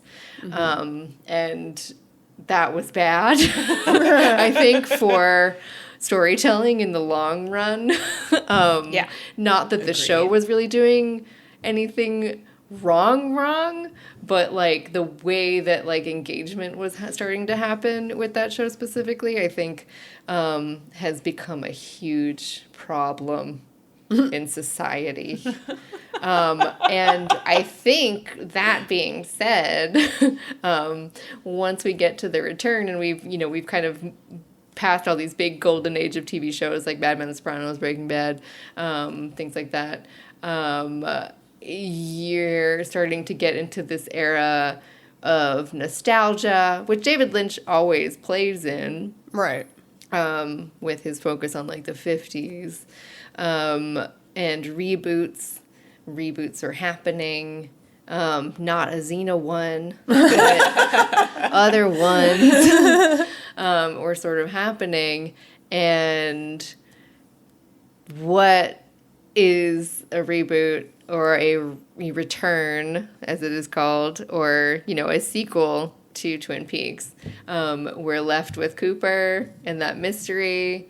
Everybody is really excited to kind of, like, go back to the town and that world of the donuts and the pie. Right, which has become, over these 25 years, even more enshrined. When people think of Twin Peaks, they think of the pie, they think of the coffee, they think of, like, the cutesy woods and the saddle shoes. And they're not really thinking of, like, David Lynch's career since then, which, you know, includes, like, Mulholland Drive. He's, gone off into his own world. He's gone deeper and deeper into the abyss. Yeah, the abyss, the moving painting aspect. I think Mulholland Drive was the last movie that made sense that he made. Mulholland Drive makes a lot of sense. And then he abandoned film, which is a crucial detail that we must mention. We mean not film, like, but the actual physical, like, media of filming on film. He went digital, and his whole look is very different. But to the bad place of like, when people think digital now, they think, like, your phone or, like, a digital, like, movie camera. Like, he went to, like, the thing. He went to a camcorder. The purgatory between film and what you see now on TV, which is like beautiful digital cameras. Yeah. It's the DV. Yeah, which- I mean, he embraced basically- the kind of grottiness of, digital images. If you want to see, if you want to waste 3 hours of your life. Oh No. my God, How you're so rude. Okay, if you want to No. experiment for 3 hours Yes. and see Laura Dern screaming a lot, It's worth it. in Poland, go watch Inland Empire. Yeah. His last movie, Yeah. Yeah. as of now. Yeah. Yeah. So yeah, his stuff kind of became even more surreal than it was. And even more just sort of challenging. Like Yeah. it went from demanding people pay attention to repelling people. Yeah. Don't even bother Getting to pay and deeper attention into to that this. transcendental meditation and Yeah. catching those big fish. Right. Which, you know what? He's tapped into something. I will give him that. You're like, he's tapped in. I Yeah. don't know what it is, but Something. he's I don't know if definitely he should be, maybe he should tapped in. tap to a different part of the thing. But yeah, so like Twin Peaks obviously huge influence all across TV, like all the time. Yeah. Oh, and I think in the middle to 2010s there was like the subset of like it is partially influenced by Nordic like murder mysteries, like True. the slow kind of thing. That kind of yeah. stuff. Yeah, but like there was a bunch of American shows that were like The made. Killing was The very Killing, prominent. and the one with Elizabeth Moss. Top of the Lake. Top of the Lake. Just very like a lot of these happened, and a lot of them. And I think all of these are, again, murdered girls. Yes, exactly. stories. So like Yeah. while also being influenced by like the Nordic ones, they were all clearly for us American influenced by Twin Peaks. Yeah. So yes, yeah, we're saying. I just think it's everywhere. Yeah, no, forever it will be. I don't remember the show that this was from, but like just the imagery they were trying to do Blue Velvet opening where they had a piece of pie and you like zoom in and it's like covered in like worms. Oh, gosh, I don't remember that. But that was definitely from a show that was like Lynch. obviously Yeah. trying to do that. Yeah. Yes. Yeah, but I just think And of course, he's become an adjective, which we referenced Yes, at the exactly, beginning yeah. of this episode. Is like now, you don't even have to describe his style. You just have a word for it, which is Yeah. Lynchian, because Yep. it's so singular. Nobody else does that. That's him. Yep. Yeah. Yeah. So anyway, 2017. 2017. It occurs. return. 25 years later, we return to the world of Twin Peaks in our modern day. This felt like such a miracle. I honestly did not really believe it was happening until I sat down to watch the first episode. Like there was no, like he did not use any footage to advertise it. So it sort of felt hypothetical. You're like, sure. Didn't they announce it with like the gum you like will come back Yeah, in he style? tweeted that. And one of the Yeah. taglines on the poster was "It is happening again." Oh It is my happening God. again. Oh, Yeah. I get chills. He quit at one point. So at one point it seemed like it was not happening again. He yeah. quit over yeah, the money or budget. something. Yeah, I think yeah. maybe for a few weeks. Like it seemed like it really had fallen apart. And then he came back. They gave him the money he needed. It went from being, I don't remember exactly, but they announced a number of episodes. And then later were like, oh, surprise, it's actually 18. Which at that point was unheard of for a prestige cable Yeah, show it could have to been have 2 18 seasons. episodes. Like, yeah. Basically, two But seasons. but it's worth. Yeah. also or an old school season, basically like almost. 22 almost. Yeah. But yeah, we had seen nothing. We're hearing these completely insane things that just Yeah. sound like your wildest dreams come true. Yeah. But then you sit down and you begin the return. Yeah. And I think the biggest thing, again, well, not the biggest thing, one of the biggest things is we've kind of posited each show is in some kind of, not argument, but in Conversation, dialogue, conversation with like other elements of media. So here, David Lynch is asking us, oh, you want to go back? You want to just and you know I should probably stop making this reference, but the South Park member berries thing. Oh, yeah. It just always it always comes up. I feel like this Twin is a Peaks? real refutation of the member berries, like Yeah. kind of thing of like, yeah, we want this thing, and like we want I'm just just more gonna give of you the same, please. the same shit that you just want, and here it is. David Lynch is like, no. He's also changed. Like it's also been 25 so years. different So as he's an artist. absolutely, Yeah. you know, he's still David Lynch, but there's, you know, been 25 years of, you know, his career in between. Yeah. And it is nothing like what came before. And it's not super like anything else that's ever been. or ever will be. specifically on TV. Yeah. And I'm surprised Vera even likes it because I feel like it is Oh, closer to. as usual, I like the parts that you I like. like. The Sure, parts that okay. make sense, the parts that are, you know, emotionally you connect to, and then there is the rest of it. Yeah. So again, like we're left with that cliffhanger. All these things. Did in the Audrey blow up in the lodge. bank? Did, you know, Coop, you know, evil Coop is banging his head in a mirror and squeezing the toothpaste, and it's not cool. Yep. Oh, good. We're going back to Twin Peaks. Kyle MacLachlan is in it, so it's gonna be Coop, and it's gonna fix. No. We get introduced. Well, he is in the first scene. Yeah. As One of the Agent first scenes Cooper. is Agent Cooper. Yeah. In the lodge, just where you expect him to In be. a lodge, yeah, having a convo with the fireman. The The fireman. fireman, the very tall man from the first, you know, Yeah, the Twin Peaks. giant, yeah. The giant, and he disappears. And then for most of the rest of the show, we are left with two different versions of Coop, I guess you could say. One is Mr. C, which is the character that we were left with, banging his head into the mirror, The who is like the doppelganger. doppelganger, evil, possessed by Bob, and Dougie. A new character. A new character. Oh my God, Dougie. My ode to Dougie. So yeah, I feel like if Mr. C is like evil, you know, the evilest evil that ever was eviling, and Coop was good, beacon of goodness, Dougie is mid. He's right there in the middle. He's the mediocre. I mean, I'm still not really that clear on like the metaphysics of what happens, but Coop ends up becoming Dougie, Right. and this mid, you know, average guy is hollowed out, and Cooper forgets who he is and wanders around in this hollow shell of a mediocre guy inhabiting his life in Las Vegas. And that's the other big thing about the return. Twin Peaks: The Return, in which most of it is not set in Twin Peaks. Yeah, it's there, but It's in Sin City. Yeah, baby. Who would have guessed that it would take place mostly in Vegas? quite there. Yeah. And like the Vegas plot with Dougie is just, you know, for many fans, it was a huge test of resolve because it is very tonally different from anything that had been in Twin Peaks before. It takes 16 to 17 episodes for Coop to return. I think Is that what it's Out of 18? like It's like the 13 episodes. No, it's like 3 to 16, and then he comes 3 back. to 16. Yeah. Okay. Yeah.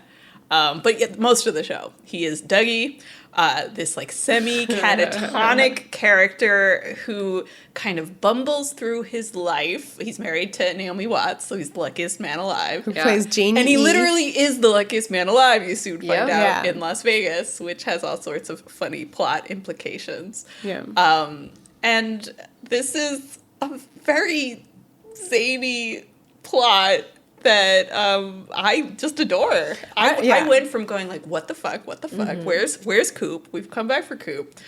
You watch Dougie, and I just eventually found him just, I Very couldn't look endearing. away. Yeah, So- I was just super endeared to him. Okay, so I also, I mean, I love this plot as well, and I mean, this is like Twin Peaks: The Return is about Cooper. Like, Yes. you know, it's just like Fire Walk With Me was about Laura. Like, this is finally you guys get your fucking wish. It's about Cooper, right? But in a great way, Yeah, yes. and the and it should approach be. to Laura was often like, here are the various aspects of her, and we need to like investigate each Yeah. one. In many ways, that's what you get in The Return. Like Cooper splits into these different figures, and by following each of them, you kind of get a complete picture of Cooper. Yeah. So, pretty like okay. I the way I understand it, and maybe it'll help other people. Dougie was a guy who lives in Vegas, and the doppelganger of Cooper, Mr. C, for some reason is going to get sucked back into the Black Lodge, and he doesn't want to go there because he's been living 25 years out in the world,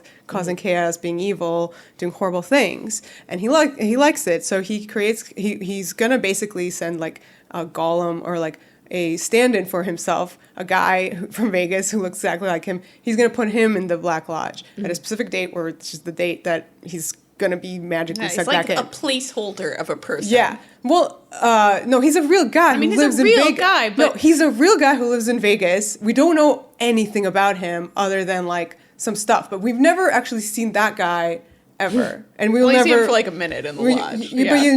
But he's in the lodge. And whenever you're in the lodge, you're not really anybody. That's true. And that's the thing. See, I think Dougie was never really a guy. Dougie is no, here we go. Dougie, this is the genius of The Return, and I'll make it work for you. So Dougie was a guy that you don't know. He was gonna be sent to the lodge or whatever. So what happened was Cooper in the Black Lodge was like put into his body. So the guy that you see on the show from episode 3 to 16, like you said, is actually Cooper, because he's been in the Black Lodge for 25 years, he's like messed up. Right. He's like literally like physically like messed up. He cannot just be Cooper, and therefore he spends this whole time like readjusting to the world in this like catatonic state. Mm-hmm. So the magic that he brings is because he's been through the Black Lodge, right? No, so I agree. He has the luckiest stuff. Man alive. It's because it also feels like the essence of Cooper in some ways. Like Cooper always sort of had that quality. Well, that's him. like the. But it's been like ultra concentrated from being in the lodge. Yeah, and then like the positive aspects of Cooper, like you see presented, like when he's hanging out with Dougie's family, like he's like playing ball in a really funny way with like his son.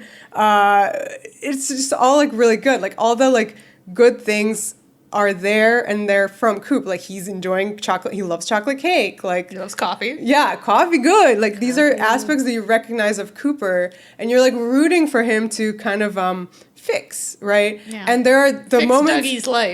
Fix Dougie's life, but also like fix himself. Right. So, we want Janie E to be happy. We want her to... God, more than anything. Yes.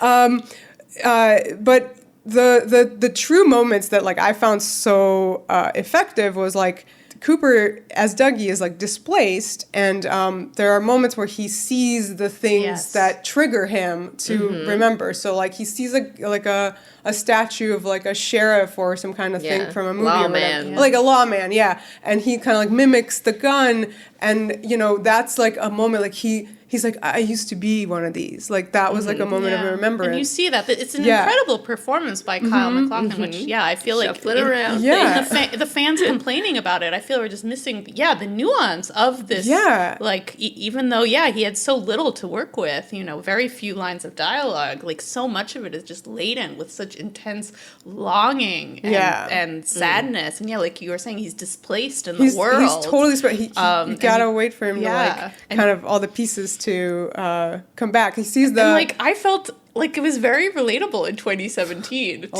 see Dougie displaced in the world, shuffling around, not recognizing anything. Please. That was human experience in 2017. Yeah. Oh God.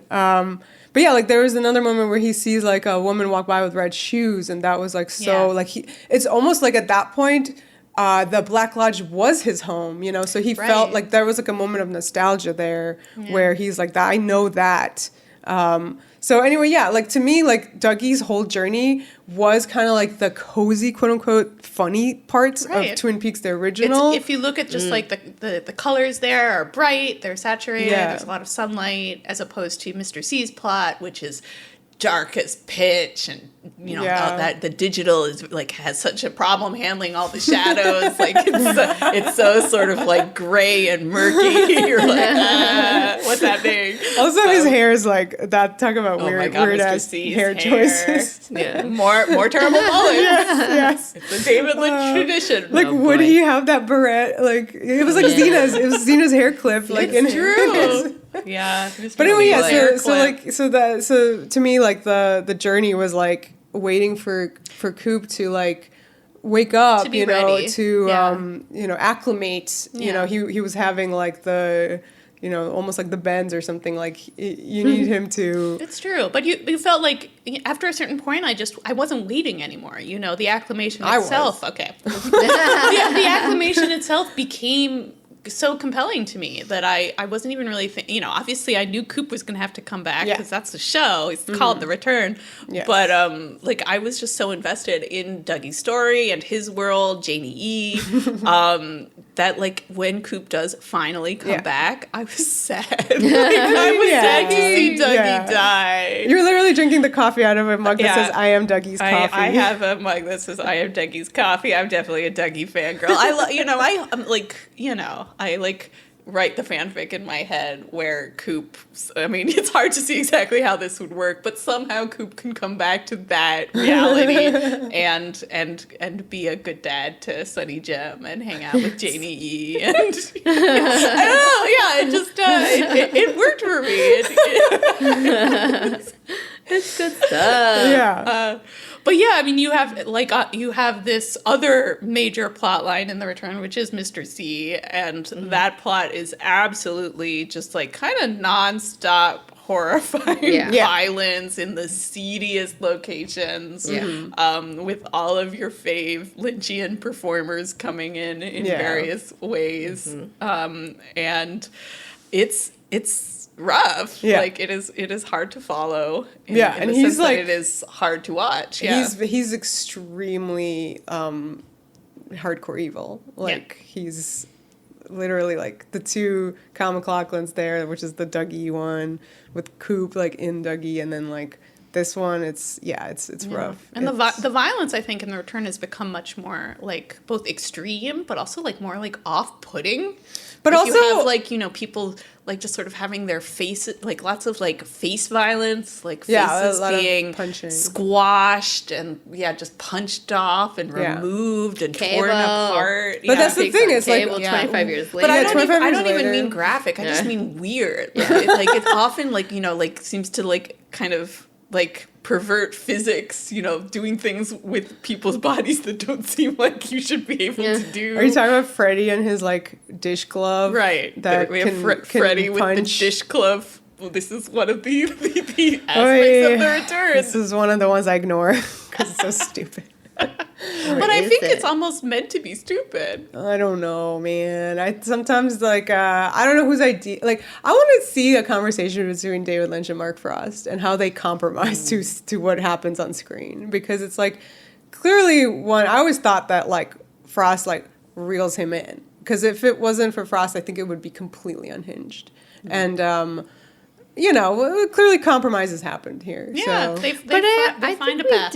I did come across something that's like Mark Frost was more interested in like all the mythological odd stuff that's in there, and like Lynch is more the like obscure, or maybe not even obscure, like movie references and things like that. So like I don't know, Frost has got his own very odd his own weirdness. Elements. You can't and he wrote, Twin Twin Peaks and not be weird. Yeah, he wrote that but like I mean, tie-in, that dossier that it was also bananas. But in a more sort of rigorous, scholarly bananas. Yeah. Well, the mythology stuff is so fascinating. Yeah. So that's like really like the standout, in The Return is episode 8. Everybody knows, if you say episode 8, everybody knows what you're talking about. Vera, I feel like you ended up watching episode 8 just by circumstance. Yeah. Happenstance, like 8 times. Yeah. It was because people weren't insane. here. And Yeah. but you're like, I don't mind. Episode 8 is sort of this break from what we have seen Mr. up C to and that Dougie point. kind of take a pause. And it becomes this sort of black and white Yeah. flashback to the 50s and there's a couple of characters, one of which is possibly Sarah Palmer as a young girl.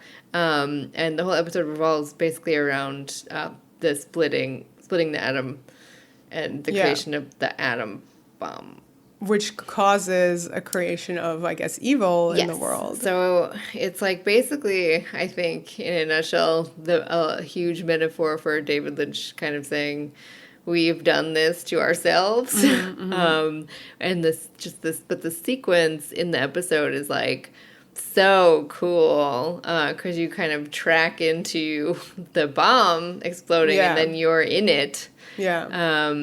And it's, you could probably describe it better than... I mean, it's really, it's difficult to describe. It's like a psychedelic episode, basically. It's very little dialogue. Yeah, I mean, it's like the bomb explodes, you go into the bomb, into the particles, and then you see what looks like an alien without eyes, and that alien spews out some stuff, and that stuff, you see like a little circle, and there's Bob's face, so like Bob came out, and then you kind of continue going through it. There's crazy particles, crazy just like take an edible, man, like take a puff. But like again, like, so to kind of go back to our original email and question, like, like, what's going on? Spirits, aliens, blah, blah, blah. Yeah. Like, all of this stuff is part of the show, and there's clearly these other worlds and things, they're there, so they exist.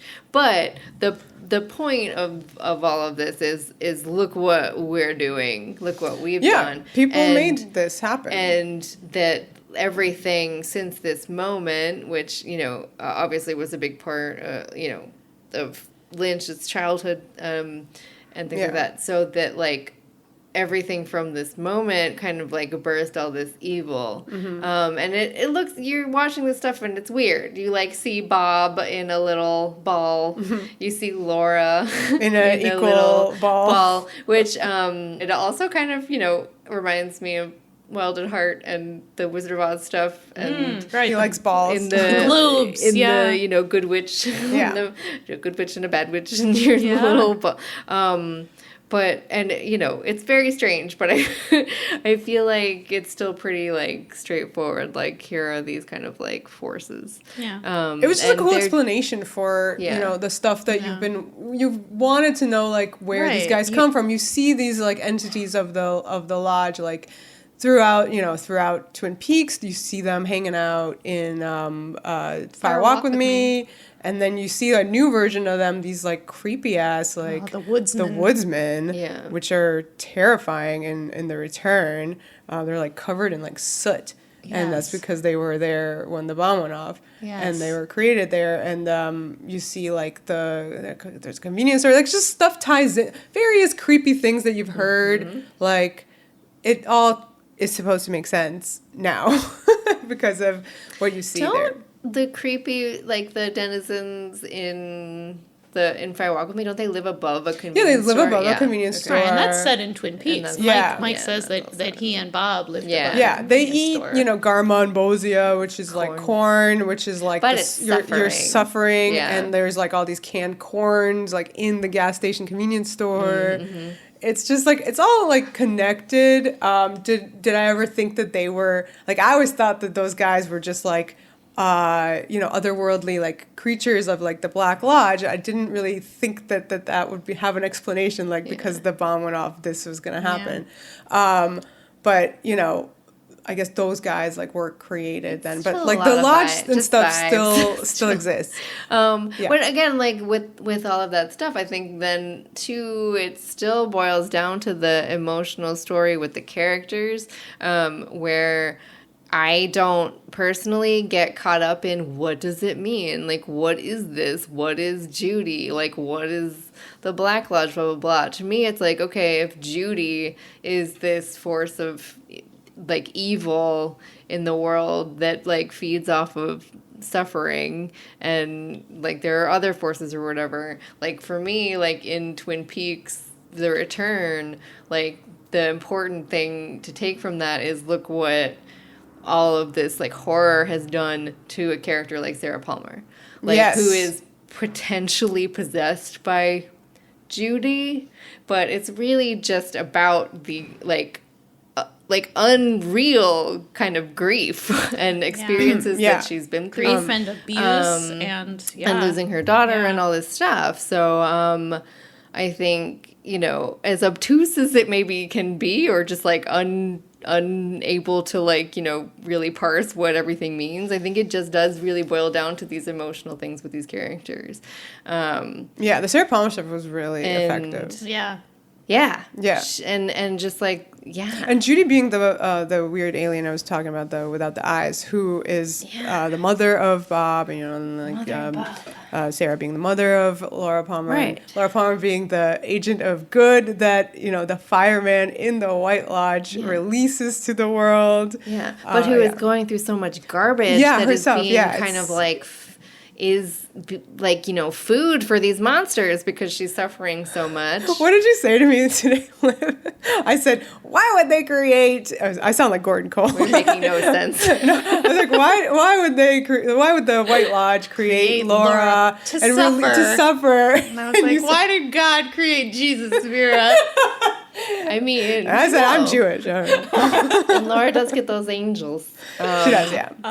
But, yeah, to me, that's just, like, what it's all about. Yeah. It's very easy to and- get caught up, I think, in, you know, the mythology is so complicated and Yeah. does, I think, have internal logic that is very tantalizing. You do want to try to connect it, in part because you have characters like Gordon Cole, played by David Lynch, who's a major character in The Return, like, who's going around trying to make sense of it all. And you're Right. like, fuck you, David What are you Lynch, doing? going around trying to solve this mystery. We know this is all kind of a red herring and that it will not be solved. You're David Lynch. Yeah, that's right. You made David Bowie appear as a tea kettle. Yeah. And again, like with this show in dialogue with like sort of TV and this sort of like ideas of a nostalgia and, you know, what that all means. You know, one of the most kind of incredible things that this show does is it sort of kind of erases Twin Peaks existing in a moment where Cooper saves Laura on the night that she's killed. And the show goes so far as to, like, you know, take that famous shot of, you know, her wrapped in plastic on the beach and makes her disappear. And it's sort of asking us, like, you know, what, like, you know, kind of what do you want when you wanted to go back? when you want to see? You wanted I think we all on some level wanted to save Laura. That's part of why we keep coming back to this story is feeling this desire to rescue her. Certainly that's central, I think, to Cooper's investment in the investigation. Yeah. But if you actually get your wish, and it's literally a wish, like Cooper makes a wish on the giant tea kettle that is David Bowie to go back to have this chance. So he gets it and he breaks the story because he erases the inciting incident. The inciting incident, And from then you get kind of like a classic Lynchian just kind of reality disjunction, which is suddenly everybody is playing different characters with different names, and maybe you're in a different world completely. Like you're literally watching a different television show again. Yep. And you can't find your bearings. You, like Dougie, are unstuck from reality, shuffling around, trying to get by. And that very much is the experience of watching all of The Return in many ways. And as we're saying that, you revisit throughout The Return many of the characters from Twin Peaks, and basically they're all kind of in various versions of deep alienation with the world they live in. That is kind of the unifying principle of the show, is you're seeing everybody kind of 25 years older and in many ways in denial about it, or just confused about what that 25 years later world is to them. And to me, that is very central to what to what we're kind of saying about the return as a critique of revivals, which is how, it's almost like a kind of violence to take these characters who you love from 25 years ago and put them in a modern story. Yeah. They don't know what to do there. Some of them do end They're up suffering. getting like a good outcome, and it is all the ones that are lovely and nice that you kind of want that for, like Norma and Ed and Andy and Lucy and their amazing son Wally Brando and like those kind of characters. They all kind of they're in Bobby good has places. some moments of nobility. Mm-hmm. Yeah. I love that. We were watching an essay, now I can't remember which one, but it was stated that the first time that the original Twin Peaks like kind of music comes back into the show was not until like episode 4 or 5 when Bobby's there and he sees a picture of Laura and he just starts weeping. Yeah. So one kind of it's similar to those moments Vera was talking about with Dougie. Yeah. That was really cool. How that kind of factors in, but there's just not a lot of that kind of like in there to make you. Yeah, so much of it is as our listener Sarah pointed out, long takes of old men walking it's slowly sad. and being Horrible. cold. But it is like, and David Lynch is older and like a lot of it is like a reflection of that, and these characters are older, and a lot of the cast sadly passed away right immediately and or in the few years after the show, that it's like it really, when you say that you don't believe it exists, like it is a miracle that this exists. Like if I started listing everyone, I'd just get very upset because a lot of people have since passed away since they made this show. So it is just kind of like this very a meditative thing about time and death. Yeah, I often hear people describing Twin Peaks as timeless, in part because it has that kind of mashup of 1950s and 1980s and, noir, and like, as we've been saying about the Black Lodge, it literally like exists outside time somehow. So timelessness is a very important feature of that universe. But the return, time is just written on everybody's faces. Like you are seeing, every actor from Twin Peaks is 25 years older. And you feel that like in every, literally every second of watching it is being like, wow, time exists. Yeah. Well, I tell you, aside from you can't go back. Aside from Cheryl Lee giving one more scream for the ages as like the last beat of the show, the actual like last line of dialogue is what year is this? Yeah. Yeah, which to me is sort of the ultimate expression then of like, why have we done this? Why do you want this? What is this? Like when you desire to bring to go back to the beginning, as Cooper literally does, like what are you're destroying as much as you are creating. And so what I think is interesting about kind of what this whole thing has done, this big loop or whatever is happening, but when you take everything together, there's this thing about, again, one of our favorite characters of all time, Laura Palmer, like I think she is forever screaming like that, but she's also forever smiling at the end of Firewalk with Me, and then everything else is like also happening, and that's that. One stylistic and structural element of the return that's very distinctive is that, this isn't every episode, but most episodes end with a musical performance, and they all take place at the Roadhouse. I guess in universe, universe, 9 Inch Nails exists in Twin Peaks and goes there. Yeah, because they introduced them by their names. Yeah. They each get a little introduction. Like these are you meet the characters who are operating the Roadhouse, and So, 9 Inch Nails goes to Twin Peaks. They do a song, Chromatics.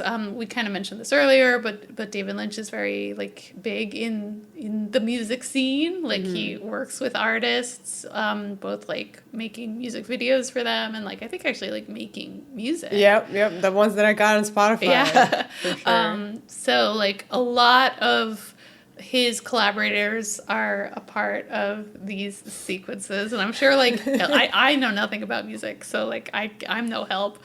But I feel like you could definitely write some kind of excellent paper about how each episode, there's a particular song, usually at the end, that kind of reflects meaning back on everything that you've seen. Because otherwise, each episode is pretty diffuse. Like, unlike original Twin Peaks, there's no real, like, structure with a cliffhanger. Like, they're, for the most part, very just like disconnected vignettes that are kind of stitched together into something resembling a TV show. So having the musical numbers at the end is a way of kind of giving it some kind of punctuation.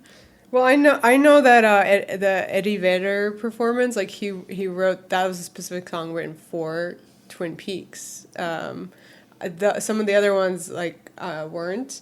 But I remember I got really excited when the Veils made their appearance. They performed the song that I actually knew like beforehand because I was like listening to the album. I don't even know how to pronounce it. Axolotl. I don't know. But it sounds exactly like what the episode featured, which that was a heavy Mr. C episode with like a lot of like intense dark stuff, and it sounded like that. It was like the song was just so perfect for that particular episode. I remember really enjoying that. The choice to do this, David Lynch puts all his friends in to do musical numbers, is pretty wild and very unexpected because it was not like that in Twin Peaks. No, original. You only had Julie Cruz, I think. Yeah, I know it worked. I mean, music was always a big part of the show. It was. The characters would occasionally sing, including that number with James, Donna, and Maddie. God, that was embarrassing. Just you. God, no. Please. And I. Please. Just you. It was so bad. Although that led to the amazing Bob moment. But the one thing I really loved about this is that I just have such a vivid memory of, every time you'd cut back to the Roadhouse, you're like, oh no, that's the end of the episode. Except for the occasional fake outs where you'd cut back to the Roadhouse and it was just like a regular scene in the show. Right. Or even those rare instances, I believe episode 8, the musical number is in the middle.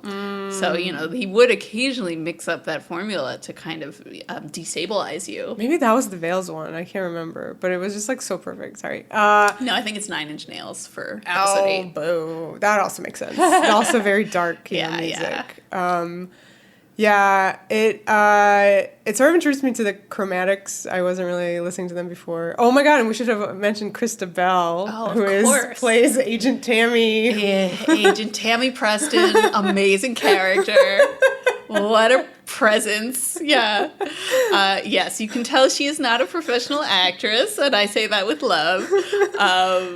She's one of his closest musical collaborators. Yeah. I mean, this is a very distinct return thing with all the music. Because, like I said, it just in regular Twin Peaks and in Fire Walk with Me, it felt more organic, let's just say. Right. It was usually literally diegetic in that characters go to a location and then the music happens. This is kind of like Buffy where they go to the Bronze and there's a band performing. Yeah, but often there are no characters we know there. You sometimes even have little scenes, tiny little vignettes with characters talking before the music begins. And you're like, who the fuck are you? What are you saying? And usually it is unfortunately something that you can if you're really intense can connect to something. Well, often it's world. It's all the people in Twin Peaks have their problems. It's like there's this sickness that's spread through the town and the entire world, and it's affecting everyone. Everyone has their life going wrong in some major way. And that's very specific to The Return, though. That is. And all the kids are being addicted to drugs. Yeah. It's really a lot worse. I think The Return does seem to be saying that society is much sicker now than it was in the original show. Which is interesting because the progression of violence on TV has since the 90s, because that was I've mentioned it before, I think, on the podcast regarding the 2 episodes of the X-Files about the same, characters, but years apart, like how much more violent the second one, like the Right. sort of more More was allowed. so and the same thing with like, we were shocked at the fact that Twin Peaks was allowed to be on TV in 1991, like with how it is and how intense the stuff that they're showing is, and then like when you watch it, we watched it in like the middle 20 whatever 10, it seemed like of the time for us, because we were like, this is what's on TV now. It was about on the level for what we were used to at that point. Yeah, and then progressing a little bit further to quote unquote prestige TV, being on cable, like you're allowed to see a lot more even. So it fits with the theme, and like seems like a natural progression. Unlike the music, which does not seem natural at all. The musical performances are strange. One more thing we have to mention about The Return, one of the big, most exciting things about it is... We mentioned her as a screamer. Yeah, a good screamer. So, one of David Lynch's big screamers, of course, has to enter the Twin Peaks universe, and that's Laura Dern, one of his most important collaborators. Not only is she in Twin Peaks, but she's playing an iconic, mysterious character, Diane, who, if you don't know Diane, she doesn't appear in Twin Peaks, but Agent Cooper addresses her all the time because he's always making these tapes. Yep. That in which he just kind of monologues to her. Presumably, she is somebody who works with him. Yeah, I mean, she's a character in the FBI that we just don't know about. I think there were like people thought she was like his like secretary for a while. Yeah, it's a little unclear exactly their relationship, but it seems like she's organizing things for him and taking care of his notes, which he's making to her. And then in Fire Walk with Me, you get a brief like teasing glimpse of her in the sense that you see Coop hanging out outside an office in which presumably Diane is inside, and he's talking like winking at her. And, so this was something that I think people had been speculating about for years, whether she even exists. Like I was definitely someone who was like, this is just something Cooper has invented to keep him. To, who wants to just write notes when you rather like address your notes to a woman named Diane? But lo and behold, she is a real woman, played by Laura Dern. Her parts are very, very strange, but I think they're some of the most memorable stuff. Yeah, just that reveal of her in the white wig, her turning around at that bar. Yeah, and it's very important because I always believed she was a real woman, and therefore it's a character that you become obsessed with because it's a character who's not there. Again, like anything that's like mentioned, aka like the Laura Palmer photo, without her like actually being there, you're obsessed with her because you see it. You want to know. You hear about Diane so much, you're obsessed with her. You wanna know. She's clearly very important to Cooper. Yeah, and there was already like sort of speculation about their relationship, because he's so close to her. So anyway, when she appeared on the show, it was very exciting because we've been waiting for this. Yeah, but like all things that you've been waiting for and anticipating, not exactly what the you Diane you get is not exactly what you maybe were expecting. And then they're turned... Like, there's so many layers to where the Diane character goes, to the point where I'm even like, did we even meet her? Or did we just meet manufactured doubles of her? I feel like that's very emblematic of the kind of work The Return is doing, where it gives you a kind of icon of the show, and then kind of explodes it as something hollow or not real. Yeah. Wow. Yeah. Anyway, The Return was wild. I enjoyed it, but it really asked a lot of you as a fan of the show. To kind of accept and embrace what was going on. And I loved it. I loved it because, like, I feel like, I don't know what I expected, but I feel like I was not, like, super surprised. That it was hard. It was the way that it was. Yeah. Because, I mean, like, I think I was. I felt like I was like, well, he's doing this Inland Empire stuff now, and, like, I don't know, like, how is this going to be? And maybe I was surprised, but then also not surprised at the same time. Shout out to, what is the visual effects company that did all the... Boof. Boof. It's very specific effects that were going on.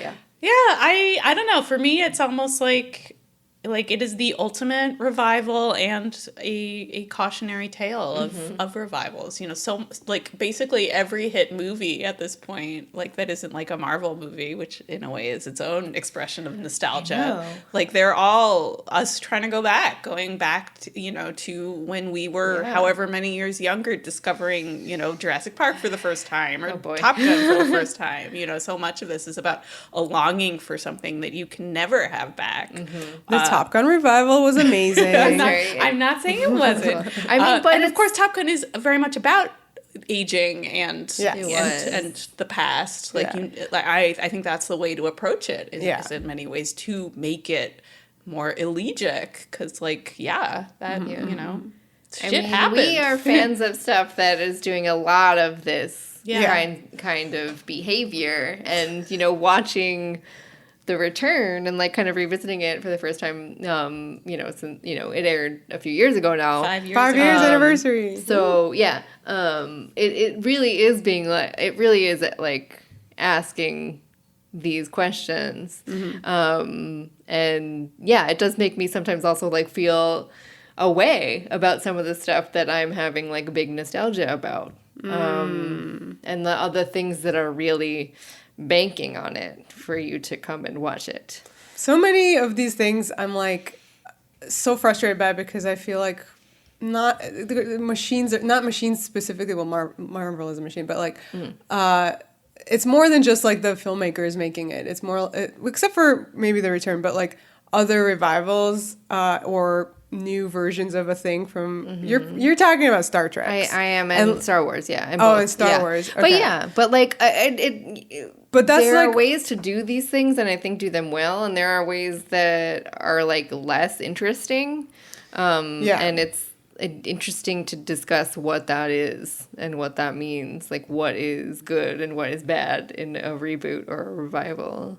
What do we want to see in a Xena reboot, for instance? I think that a lot of singular voices are getting lost in these things, and it's a plethora of voices or very strong that's an pocket important voices that are making these decisions. Things become popular. They're owned by boardrooms, and then the boardroom has to decide to make another one, and hence it isn't really made in the same artistic conditions that created the original. And I don't think that like the guy who ran Showtime, you know, that was dealing with The Return was like, oh no, the fans or whatever. Like he was like, oh, well, you want more money? I guess I can give it to you. You know? And I mean, definitely, I feel like Showtime, they gave David Lynch like carte blanche. Yes, but I think they were not happy. Like they did not get like what they expected, I think. Well, their advertising campaign was, you know, like again, because they weren't allowed to use footage from the actual Return because of David Lynch. It was like, you know, funny snapping and Audrey dancing. I got cherry pie from a Twin Peaks food truck, and cherry pie is not a feature. Chocolate cake is. There's a chocolate cake. It's been replaced. Doppelganger. There also is some pie though. I forgot. I don't know why I just said that, and I just started thinking about the Double R, and I forgot another big Twin Peaks show that's on now, which is Riverdale. Oh, right, Of course. Yes. And then Mansionomic is on that. Yes, right? Which is on purpose. Yeah. Cute. Yeah. Anyway, I feel like I needed to mention Riverdale for some reason. They have a diner and a Luke. So I think that like it's hard to do revivals or kind of things because a lot of it is like you must attract the same people with the thing, but like then people complain if you're trying to make like a new thing happen out of this property. It's kind of it's a double-edged sword. It's like the very people who are begging for more of a thing are probably the people who are going to hate whatever you give them. And I think this is regardless. It's the Last Jedi cycle. True, but I was gonna say that this is. I'm positive we talked about this in our Xena reboot discussions, where we're like, we cannot do. You just can't do the same thing. I mean, we feel very strongly that whatever you do, you have to break new ground. You have to do something different. Yes. It can't be the expected. I think that's part of why Twin Peaks: The Return is so successful, is that David Lynch went and made something new and made something very in line with his artistic concerns now, but still is very connected to Twin Peaks, just not in the way that people wanted. Right. Yeah.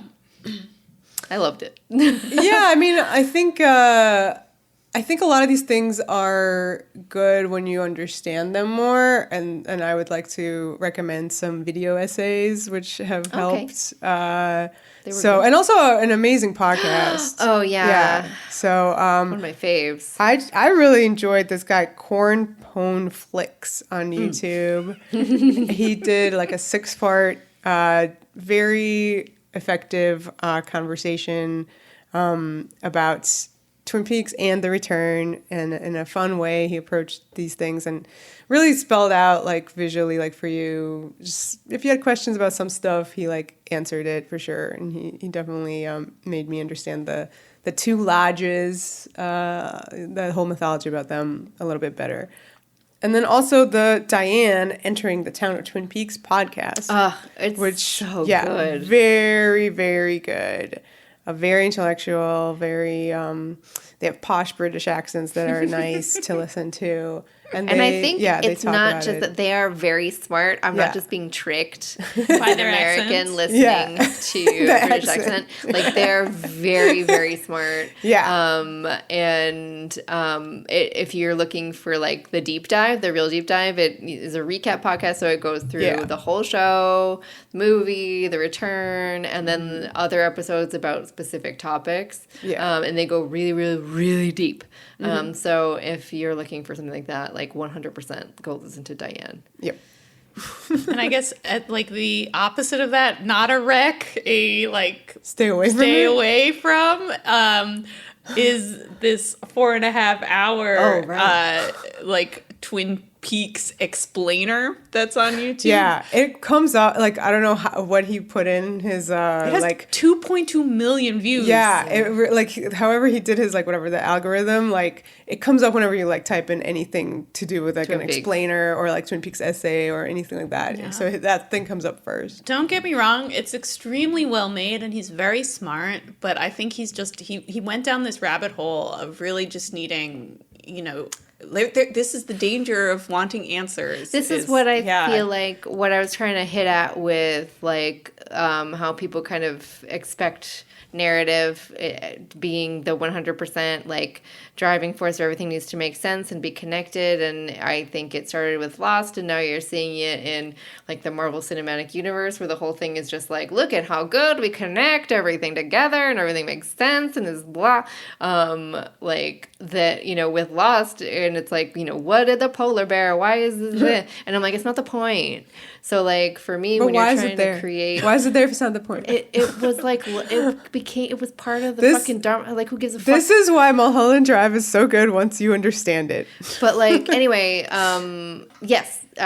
Sorry, you just made me think of this where it's like the video I think is called like Twin Peaks like Actually Explained, and then another YouTuber that we mentioned earlier, Megan May Fish, like made this other one that was like Twin Peaks like Actually Explained, JK not really, like kind of like response to it, because I think that when you get like that in the weeds, and I mean maybe we did a little when we were talking about The Return, and like because like there's lots of symbolism and like it's But fun. it's so much better But I when you think- know what it actually means. Trust me. I think that it's Vera's, just not the I point. think the devil's advocate here. She likes explanations. But anyway, Sorry. Yeah, I mean, I was going to warn you off that one just because Yeah. I think, yes, you can become locked into this idea of, like, I don't understand Twin Peaks and I need to understand it. Please just give me the answers so that it can stop haunting me. Right. And I would argue that being haunted by Twin Peaks is more fun than not being haunted by Twin Peaks.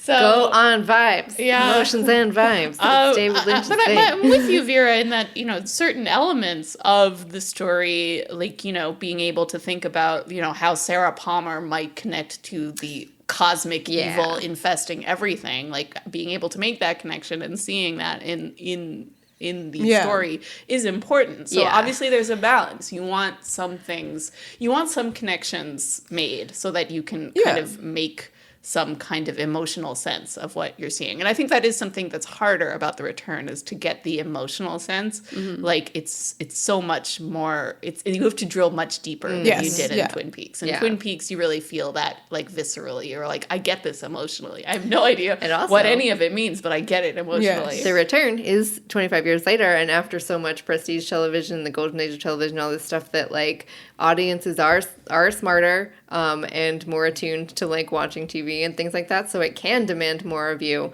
than it could in 1990 because we've had 25 years of like TV growing and changing and becoming better, and so like it can, in its very David Lynch way, be more demanding. Yeah, that's a really good point. And it is, and when you have just a little bit of answer about certain things, it just tastes that pie tastes a little bit better. Okay. So we're saying find the balance that's right for you.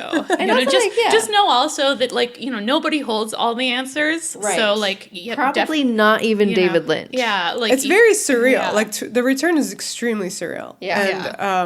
And again, like I do think that because 25 years later is more like ways for him to visualize his painterly, ways via visual effects, like Boof did for him. So hence, it's just it's much more artistic in that sense, and that's why you kind of like, you do want to reach for someone like, what is that, art critic? What does that mean? Explain this a little bit to me. So, but it is really effective, and you're right that like drilling a little bit deeper is kind of necessary. Yeah. So go watch all this stuff. Yeah, go watch Twin Peaks, all of it, and then The Fire Walk with Me. Read the diary. Read the diary. Eat some pie. Have some chocolate cake, I guess. Lots of coffee. Definitely a lot of coffee. Watch The Return. Then watch all these explainer videos. The videos they help. Oh, one more thing. A couple of things.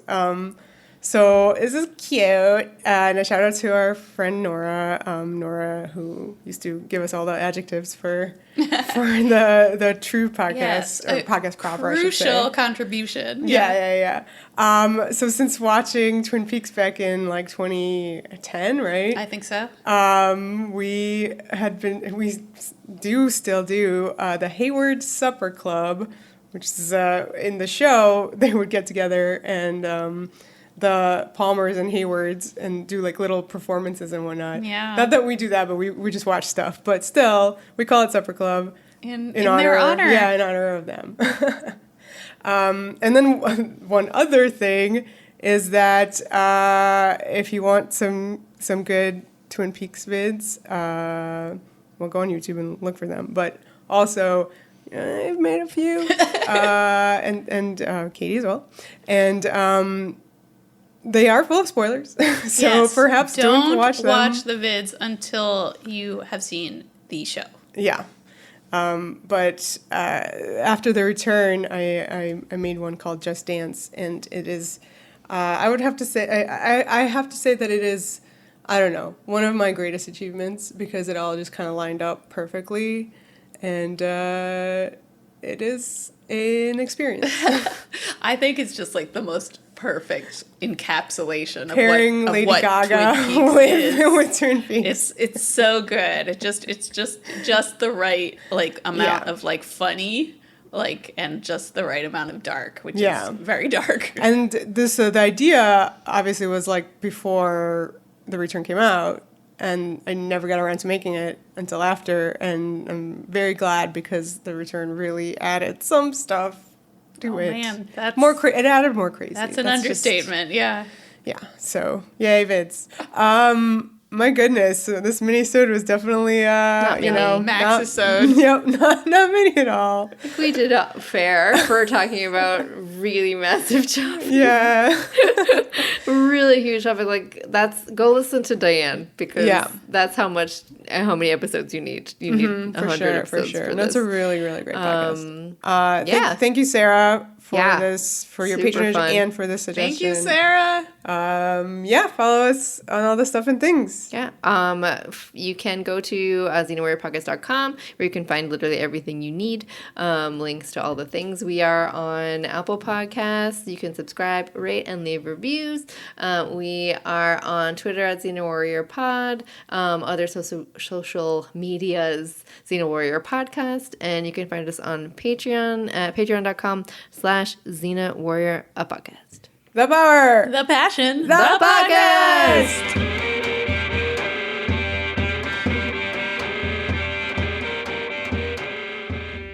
This is the water, and this is the well. Drink full and ascend. The horse is the white of the eyes, and dark within.